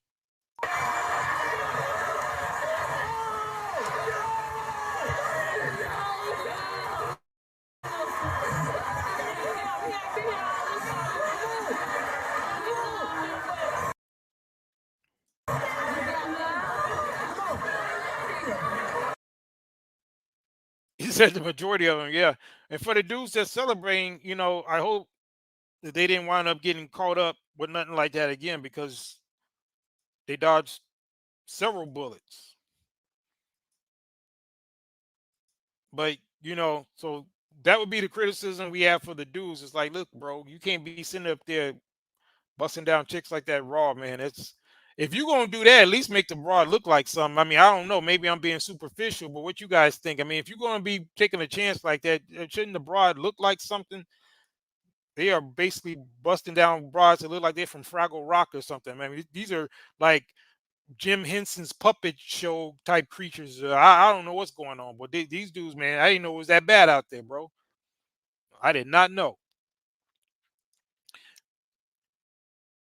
And then he says they look. He said their look and the way they act, the way they speak. Yeah, see, their look and the way that they speak. Yeah, exactly. And Iman says some dudes be on the show multiple times with other women. Yeah, exactly. Just like you see a lot of those women, they be on the show with multiple dudes. Like they'll come back. Because I seen one. I think I have it. Because like I said, we're gonna kind of do a few more shows about this topic as far as the paternity thing. But what I'm doing now is just kind of tying it into the whole Eboni thing. But it's enough information just to look at it on its own, right? So let me see. I think that's good on those. Yeah, we're gonna wrap up kind of on this point. Because I want you guys to understand that the bigger problem with people like Eboni K. Williams is that they've embraced this feminism, and the other part of feminism is the sexual revolution, the sexual liberation piece, right? And that's what failed them. That's why we got shows like what we just noticed, how these women are just so wild and unrestrained in their sexuality that they're just destroying whole communities, right? That's the other part of the equation when it comes to the damage that feminism did to them, right? So let's get some information on that, right? So watch this.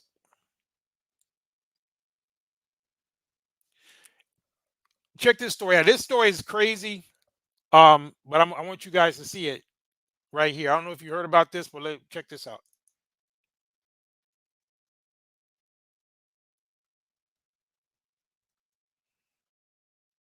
Just to figure out ancestry. During the DNA test, she came to me very, very sad because apparently me and her were not related. I was like, huh? When she told me this, I had to keep a straight face because the immediate shock was just wild. Then I decided to go with her to get a paternity test done. When we got the paternity test done, it was also concluded that I was not her father. At this point, I was shocked. I've had 4 kids with my wife, and she was the oldest, and I needed to see how far this rabbit hole went. I told her to not let her mother know that we know this information, and then I went to my next oldest child. Not mine. I went to the one below that. Not mine. And then I decided to stop there because... Yeah, that's crazy. And he said, I watched it. Yeah. Now, the thing, you know what's so insidious and crazy about this is that this woman was his wife. This was not just some broad he knocked down. He actually married this woman. He said, yeah, I seen this. Yeah. So you know what happened then? He said the rabbit hole is deep. Yeah. That's the part that's devastating about this whole thing, is that none of his kids, the ones that he tested, I think he tested 3 of them out of the 4, because I guess the 4th one was a given. The 4th one, I guess it didn't even matter at that point, right? And he said he's telling another cat story. Oh, okay, D. So it's one of those. Okay. Yeah, I hate when they do that. But yeah, so it's another cat story. I'm gonna let it play, but I really don't like when they do that. I want to hear from the horse's mouth. He said mandatory DNA test at birth. Yeah, but I'm gonna get to that the key part of this, and then yeah, thanks for letting me know, D, because those guys be doing that. I hate when they do it. Yeah, sometimes it'll even be a real story, but you'll have these guys, they'll read it as if it happened to them, right? So I've seen that a few times. I didn't know this guy was doing that, but I'm gonna let it play. Okay, no, I appreciate you letting me know, because I really try to avoid those when I can. But yeah, this one slipped through. But yeah, thanks for pointing that out. He wanted to stay low key. Yeah. But anyway, so the guy who actually whose story it is, he wanted to stay low key, so he just put it out there. He didn't show his face, right? Oh, he stated that, right? Okay, I didn't hear that part. All right, well, that's cool. As long as they give a disclaimer, I think it's cool. You know, if they're going to be telling someone else's story, they should give full disclosure and say, okay, well, this isn't my story. This happened to another guy. But that's the important part, as long as it's a real story. Another thing I can't stand is if they just make something up, right? I would prefer, even if they're doing it like him, if he's just disclosing it's someone else's story and he's telling it, that's okay, I guess. But when they just make up shit, I'm like, first of all, why the hell you need to make up shit when there's enough BS going on? You can't even make up, right? So I don't know why they would need to make up anything. But I'm gonna let it get to the key part, and then we can move on. He said he tells another cat story. And he says, yeah, me too. Yeah. Like I said, I don't really like when they do that, but we'll just get to the meat of it, and we'll move on. The youngest child is so young that this may directly affect them, and they don't really understand what's going on anyway. So I didn't even want to go into that rabbit hole, but when I got the information, I immediately was like, let me go talk to my wife about this. So, like always, she didn't take responsibility or any type of accountability, and she said, how are you going to believe your wife over these tests? I was like, are you serious? Are you like, for real? Like, is this really where you're gonna go with this? Then she starts crying profusely and saying it was only one time. I didn't mean to do it. And I was like, it was only... Because he actually said that backwards. He said that she said, how are you going to believe your wife over these tests? It should be, how are you going to believe these tests over your wife? But anyway. Let's get it. One time, hey, and then I showed her that each one of the children aren't mine, with the exception of the youngest, as so I think. That's when it dawned on me that it was one time, multiple times, and then when we looked, each one of the children's had different baby fathers, and somehow that made it even worse, because it wasn't just one person he was cheating on me. Now, those are actual situations, but think about that for a minute. So, based on this true story, there was a man who was married to a woman. None of the kids was his, and not only was the woman cheating to have these kids, each of the kids had different fathers. I mean, that's a level of whoredom that you just have to sit back and marvel at. That's ridiculous right there. This is a habitual thing with multiple different people that you probably don't know about, and I'm taking care of their kids. They're my kids.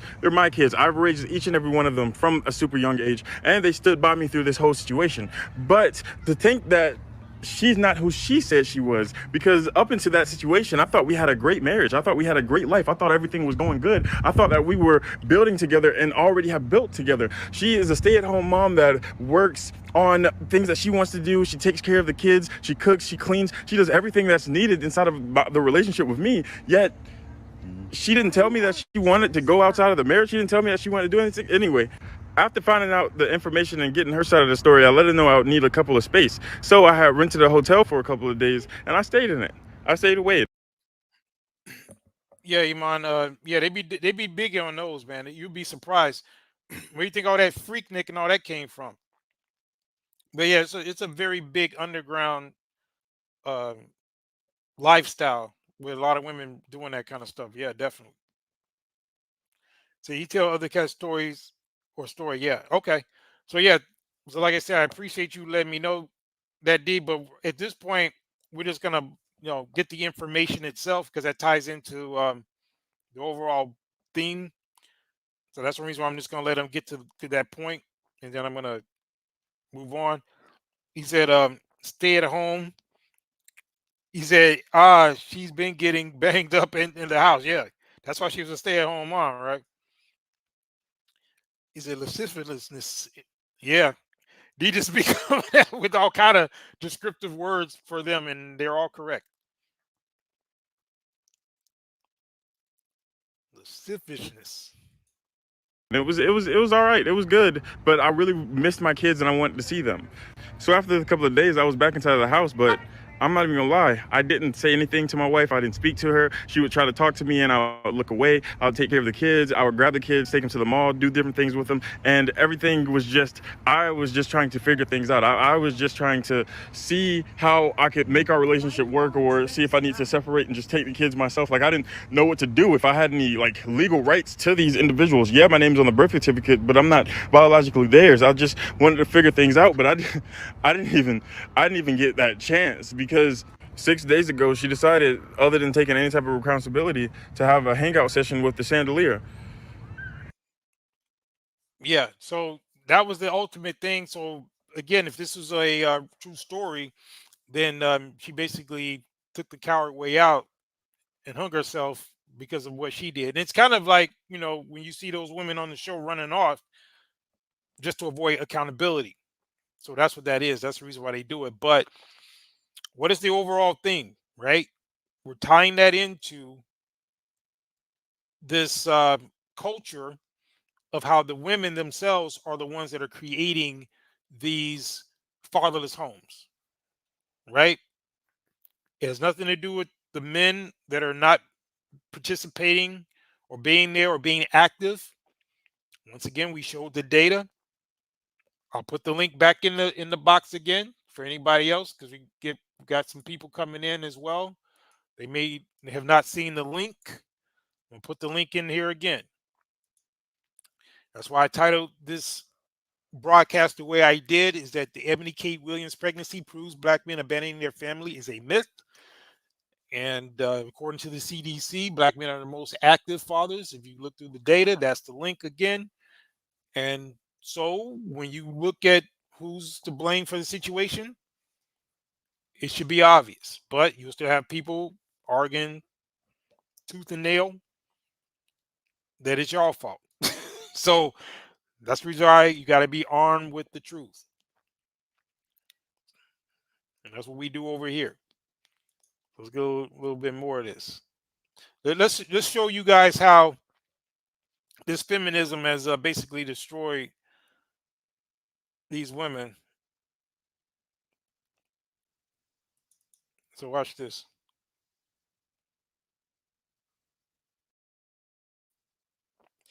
Rayhama in the building. Salute. And let me tell you why it's very. And D says, he said it's a plague. He said the so-called single mother phenomenon is a plague. Yeah. And again, yeah, I said I was going to do this earlier, but yeah, let me do it now. There's a distinction in my vocabulary when I talk about single mothers versus baby mamas, right? Because like I said, you can have a situation where a woman is a legitimate single mother. Maybe her children were conceived in wedlock, and then there was a divorce or whatever happened, right? That's another situation. But you get the baby mamas, or the women who are conscientiously and intentionally having children outside of the foundation of marriage, and having sex with random dudes, and to the extent that they don't even know who the father is. And that's why I put Eboni K. Williams in that same category as a baby mama, because she made a conscious decision to not have a father involved. When we showed the data, well, we showed the data that black men in particular are more active, but there's other data that we've shown in the past that shows that when a father is in the when there's a single father home, the children are just as well off as when there's a two-parent home. That's how vital fathers are. That in fact, they're crucial or critical for the better development of the child. Because if you don't have the father there, there's a higher percentage that's why you get all these bad statistics when it comes to these baby mama homes, right? Where the higher incarceration rates, criminal rates, and the culture degenerates, where you create that baby mama culture and all that. All that happens under single motherhood, right? I'm sorry, under baby mamaism. Whereas when a father's involved, whether he's a single father or definitely when he's in the home with the mother, there's not that much of a deviation between the well-being of the child under a single father versus when there's a father and a mother. So that lets you know that the father can be the one that's there, that can actually, his parenting skills on average are just as good as whatever contribution the mother is making, to the point where you can literally say that if anything, it's the mother who's non-consequential to the rearing of the child. Meanwhile, they're trying to flip it like the men are the ones that were not important. So everything's like the complete opposite with them, right? And then let's see. D says extremely destructive and detrimental. Yeah, exactly. So let's listen to this. And then part of this behavior came from them adopting feminism, and because the other side of the coin for feminism is the sexual liberation piece. Because remember, there was a time in which women did not pride themselves in how big of a whore they could be. That came with the sexual liberation. There was a time that women prided themselves in their ability to stay chaste, or to stay, with low body counts, or to, when they got married, they were marrying as virgins and things like that. There was a whole different value system for women of antiquity, right? Before this sexual liberation, which is when they decided that their vaginas were basically to be used like penises, and in fact that they could just throw them out to the community for all to use, like a public utility. But this is ultimately to their detriment across all spectrums in terms of their work, like Eboni K. Williams being this high power, whatever she thinks she is. And that's why she's in the situation she's in, because she's ingested feminism hook, line, and sinker. But this guy's going to break it down in terms of an example about how feminism has failed these women. Very hard. I said, what's that? She says, ever since in high school, I wanted to prove to men that I can beat them. So when I graduated high school and college, I opened up my salon. We do very well. I've made millions of dollars. My people and my work that work at the salon, they do very well for themselves. I drive a nice car. I have a nice house. I have money. I have millions. I don't worry about any of that stuff. You know what decision I made last night? I said, what's that?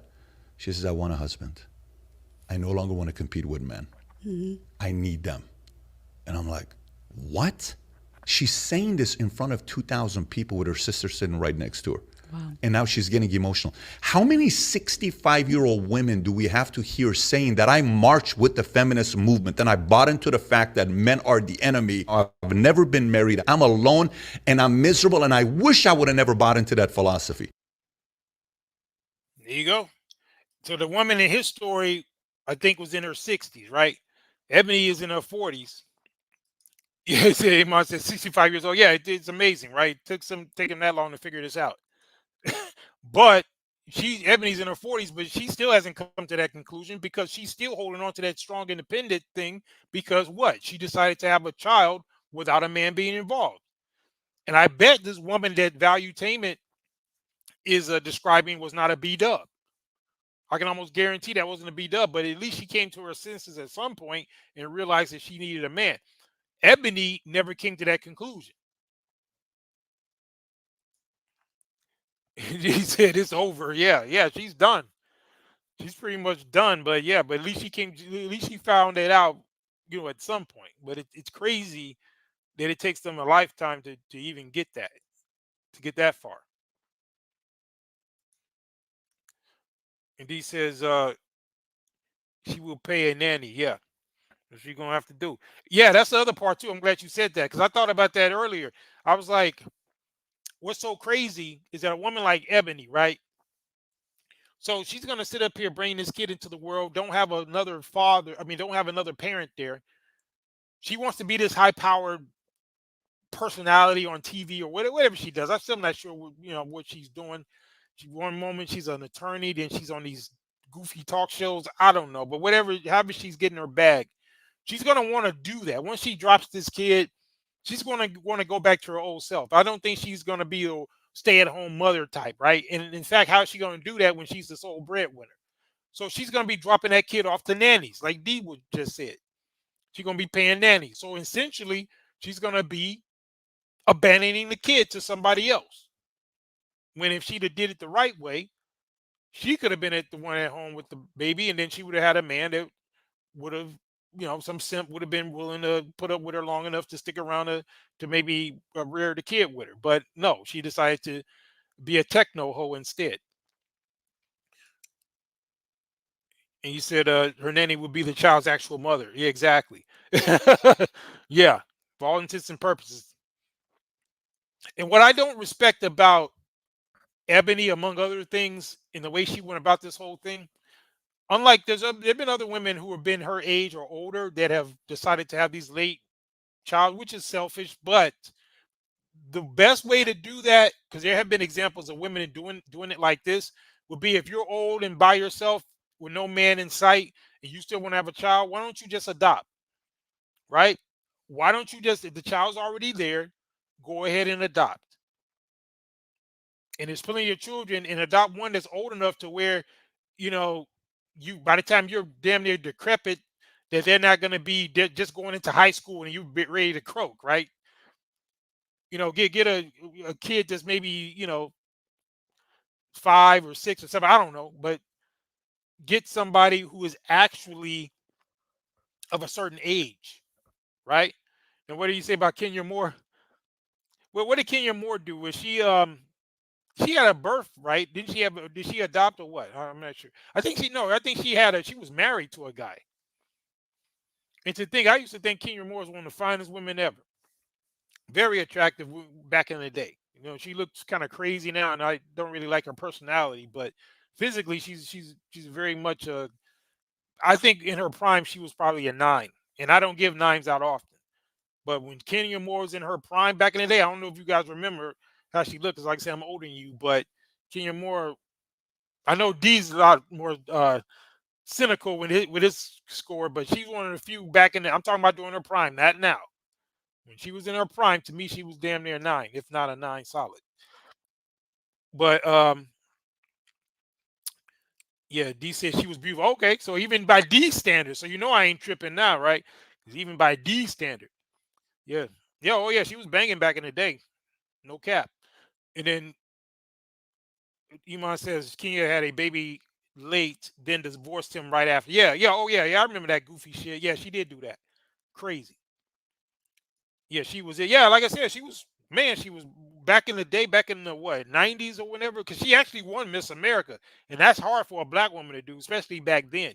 So she won Miss America to let you know how bad she was, and she had the body. That's what's so crazy to me, because a lot of times for women to win Miss America, they have to be kind of thin, but she was basically voluptuous and still won, which is crazy. And Iman said she was a 9.9. I don't know if I give her a 9.9, but she's one of the few women physically. Like I said, I don't like her personality. She's a straight bitch. So let's be clear about that. But in terms of her physical, Kenya Moore at her prime, not now, but during her prime, I would give her a 9 for sure. During her prime, And I don't give out 9s very easily.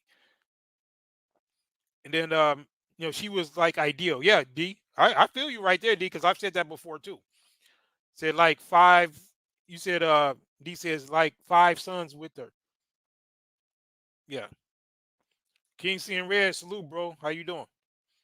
Yeah, we was going in earlier. You mixed the. I don't know if you just coming in, but man, we were going in on this paternity test, man. It was crazy. So you're gonna have to see that on the playback.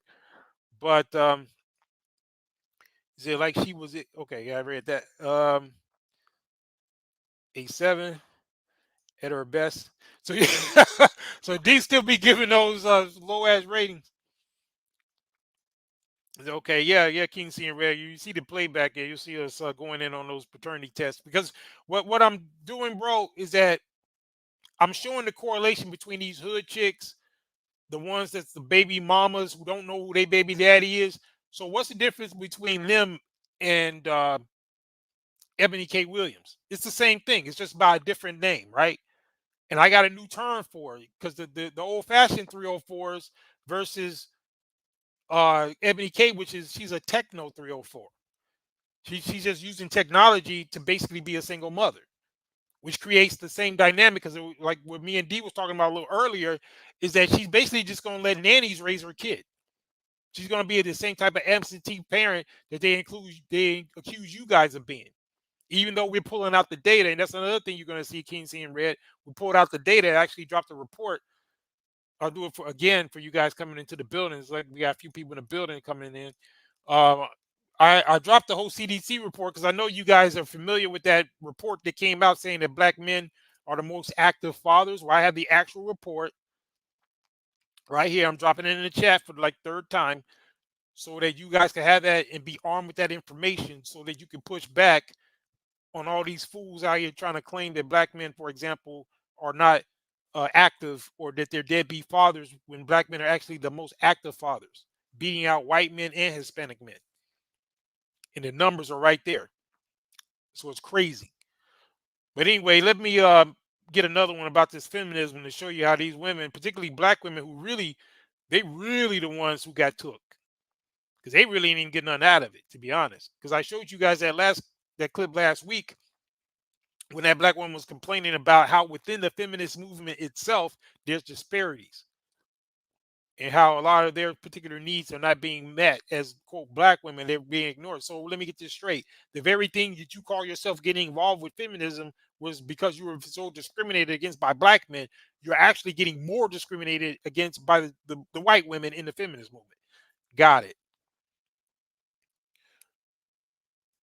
And then we've been going in on these African women too, but this is a feminism as it pertains to Africa. As Elma A. Cobb, the radical feminist. Whenever there was a conversation pertaining equality, empowerment, and gender roles, everyone knew I would be involved and I would be brutal. In fact, if people saw me approaching and they were having a conversation, they would quickly change the topic because they knew I would call them out on their sexist ways and do so unapologetically.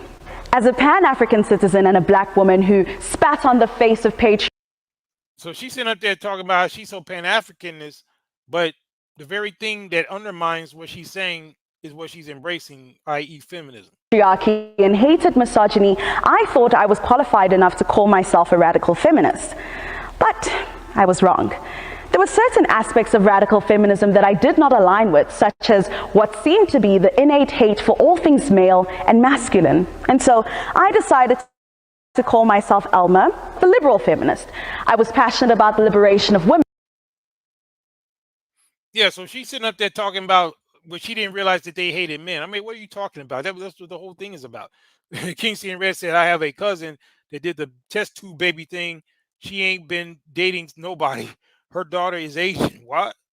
Damn. He said she won't tell where father is. That's how I know she did that. Wow. Crazy. But yeah, a lot of them do that, bro. Said talk too fucking much. Yeah, that's what they do. They up there running their mouth and then they're contradicting themselves all the whole time.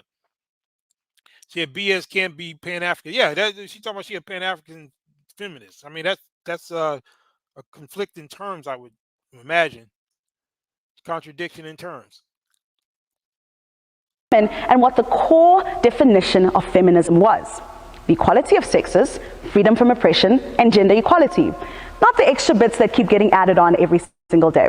When meeting other feminists, I would always have my feminism questioned as though there was some sort of a checklist or a mold that I needed to fit into to be called a feminist. Then there was the feminist jargon, a series of highly intellectual words that even with my high education, I still find it difficult to keep up with. Yeah, so I'm just showing that to show that these women, they got involved in something that they didn't even know what the hell they were doing. So that's the long and short of it. That's the reason why I wanted you to see that, because they got themselves in it.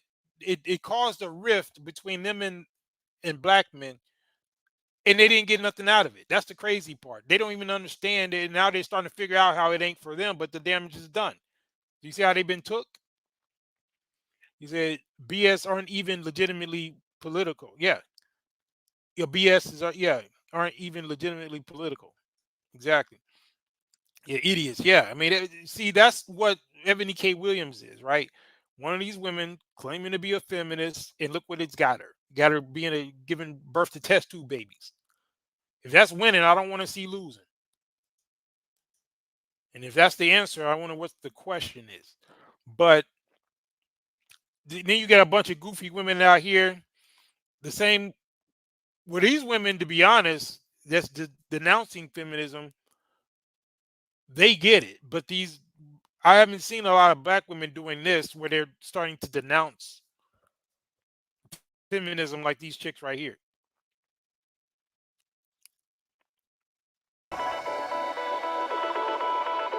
I don't need a group of people telling me that it's wrong for me to want to actually stay at home and look after my children.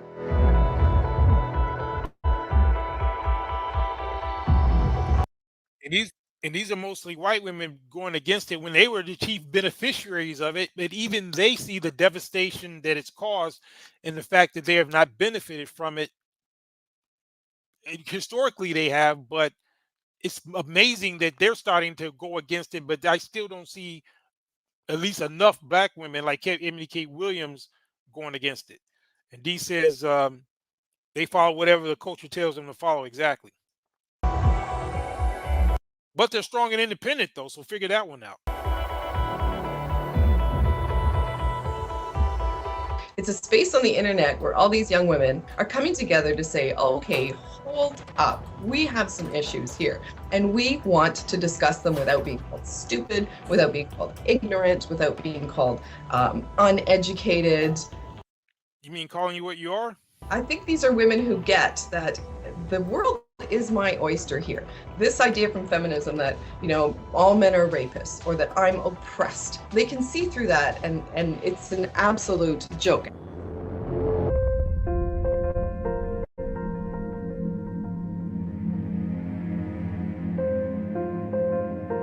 The feminists and the suffragettes went out and They did picketing. They did. They held signs, blah, blah, blah, and they did it to a small community. What we're doing is we're holding up signs and we're broadcasting it to a wider community. 50 years ago, it was really beneficial. Kingston Red says they can denounce it, but men don't care anymore. What is the benefit of them getting what they want if it causes all men to lay flat? Exactly. Yeah, that's a good term too. I don't know if people got that, but yeah, laying flat, just like what they do in China, right? When they're not participating basically in the work because the work is so meaningless and they're not getting proper pay, so they'll do what's called laying flat in China. Yeah, so that's a good term to use because that's precisely what men are doing, or as we know, becoming the passport bros. Like I'm sure a lot of people who follow this channel, you follow Ram's channel, which is Passport Gang and so forth, and a lot of you guys know that I live abroad and I'm definitely dropping gems here and there to instruct you guys on what to do as well. We're going to be doing more shows on that as well because that is pretty much the only alternative at this point. He says too late, we're going overseas. Yeah, exactly. So see, that's the final nail in the coffin. See, right now it's all academic. That's why we're doing this, just to kind of show you guys how much of a lose situation it is. It's not even, as I said, the juice ain't even worth the squeeze at this point. It's just a matter of just knowing what's going on, part of this is entertainment, other part is education. But the bottom line is that it's going to, you know, cause you to make moves that don't include them, right? Yeah, I kind of keep that on lock for now. At some point, I might start putting more information on Patreon about it, but I kind of, for a reason, I kind of keep it on lock where I am, because I don't want a bunch of passport pookies who might watch this broadcast to come on in, because that's one of the problems I had with the passport bros. Even though in spirit I support it, I don't like how open it was, because when I started traveling years ago, Iman Perry, about 20 years ago, it was more of a closed society. We didn't get on the internet and just tell everywhere we were. We were sharing information, you know, as far as, you know, kind of behind the scenes. It was like a boys club. So that's one of the things that I think was lost, and that's the reason why you had so much of you know, some negative backlash that I think could have been avoided if things were not so public. Now, again, I'm not saying that some things can't be shared, but I think some things should be left out. I'm not against guys typically showing where they are, you know, but I just kind of take a different look, you know, a different viewpoint. But at some point, you know, I'll be revealing a little bit more information about it. And then D says 20 years ago, I was 18. Yeah. But have any of you guys got your passports already? That's another question. Society. But now when we, you know. Yeah, but anyway, I just want to show, but if you look through this whole video, you just see women like this who are not, you know, B-dubs. At a trending topic. Denouncing these Indian women, these white women, and so forth. Stuff that's relevant. So I definitely feel this is a great opportunity for real, true feminists to come alongside these women and maybe open up conversations and say, why do you feel this way? So I encourage you, before you get involved. Say Minnesota. No, I'm not in Minnesota. So it wasn't as popular as it is now. Yeah. In a negative movement or a negative website like Women Against Feminism, please just do a little bit more research and understand what feminism really means in the 21st century. I have a 4-year undergraduate degree in film theory, which was all. Oh, yeah, well. so it's just going on, and I'm just, you know, I just wanted you guys to see that, to show you that there are so many of these women now who are denouncing it, but you still got the Eboni K. Williams of the world holding on for dear life, you know, still being feminists, right? And then they're making moves that are basically destructive to the community. They are the ones that are abandoning the family, but they want to project it onto you guys.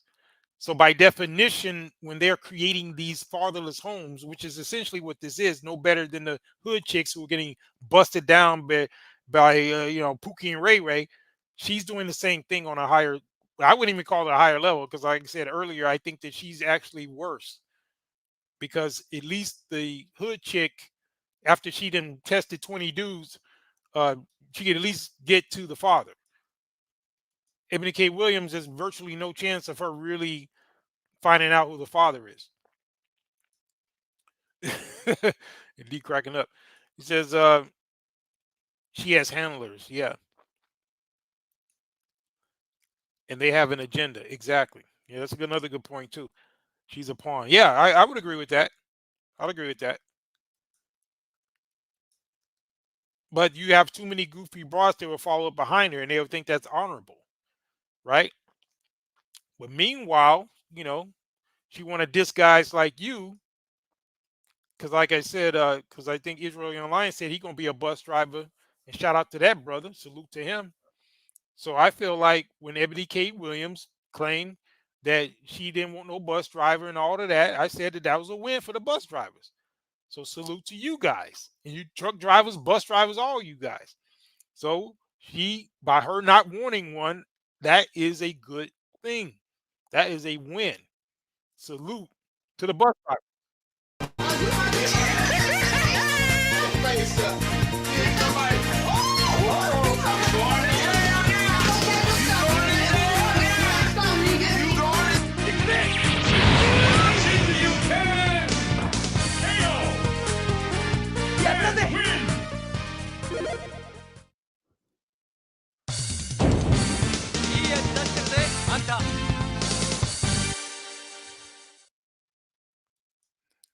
Yeah. So we just have to end on that note. I hit you guys with that earlier. I had to do it again before we wrapped up because yeah, the bus drivers win because you avoided you avoided that Ebony K. Williams. What's up with Coma? Yeah, long time no see. Haven't seen you in a while, but yeah, LOL. Yeah, I know that's right up your alley. But yeah, so yeah, we're gonna be wrapping up, guys. Yeah, she did spit on him. He did what he did. So crazy. But anyway, yeah, we're gonna wrap it up on that. But I think we proved our point tonight. We showed the correlation between Ebony K. Williams and the hood baby mamas. There's not a dime worth of difference. In fact, I would edge Ebony K. Williams as worse because she has made it virtually impossible for her offspring to have a father in their life. Now, even if she gets some simp later on to be able to tolerate her long enough, that is still not going to be sufficient for that child. And so she essentially is the one who has abandoned the family. And that's the overall point I wanted to make with you guys. Don't believe the hype. Don't let these people put this propaganda out here talking about black men are the worst fathers or they ain't taking care of their kids and all this BS they say, right? We showed you the information, showed you the data, also showed you the examples of all these women with these DNA tests, and most of them are wrong about who the father is. This is statistical fact. Very high percentages depending on the location. It could be as high as 60-70% of the fathers tested are not the baby daddy. So who essentially are the ones who are abandoning the family? When you are behaving like that, you are the one that's abandoning the family because you are preventing there to be a father in the home, which is a proven fact that fathers are vital for the development of the child, to the extent that even when there's only a single father, he does as good a job or better as when the mother and the father is in the home. So that's it. That speaks volumes right there. But anyway, thank you guys once again for joining us for another exciting episode of the Night Riders Squadcast. It has been fun. I appreciate everybody for coming into the building. Once again, thank you all for allowing us, helping us cross over to that 5,000 mark.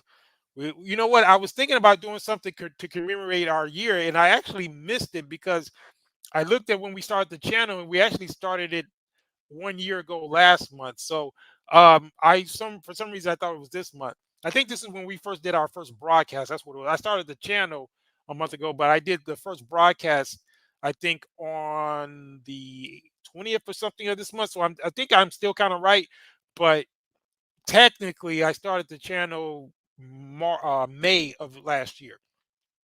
But we may do a something the week of the 18th or the 20th because I think the next Saturday, well, that Saturday falls on the 22nd. So let me know, guys, if you want to do something special. Some of you want to come on a panel or what have you. We might do something special for our year anniversary, So I think that would be cool. But anyway, once again, thank you guys for tuning in. Thank you for, again, helping us reach another milestone. We're going to keep bringing you that fire, keep bringing you that heat, keep bringing you that information. And so, because that's what you guys need to make sure that you're armed with as you are making your preparations to get yourself right, get your money up, get your weight up. We're going to be doing shows on that as well, giving you some little tips and things, not financial advice, but we're going to be talking about some things along those lines as well to help you get all the information you need to make the best decisions. And so that you guys can, move how you need to move to avoid the BS that you've seen tonight as far as what them women trying to do. So once again, thank you for tuning in. And we're going to end the way we always do. This is not just a podcast, it's a squadcast. There's a very big difference. Mission complete, over and out.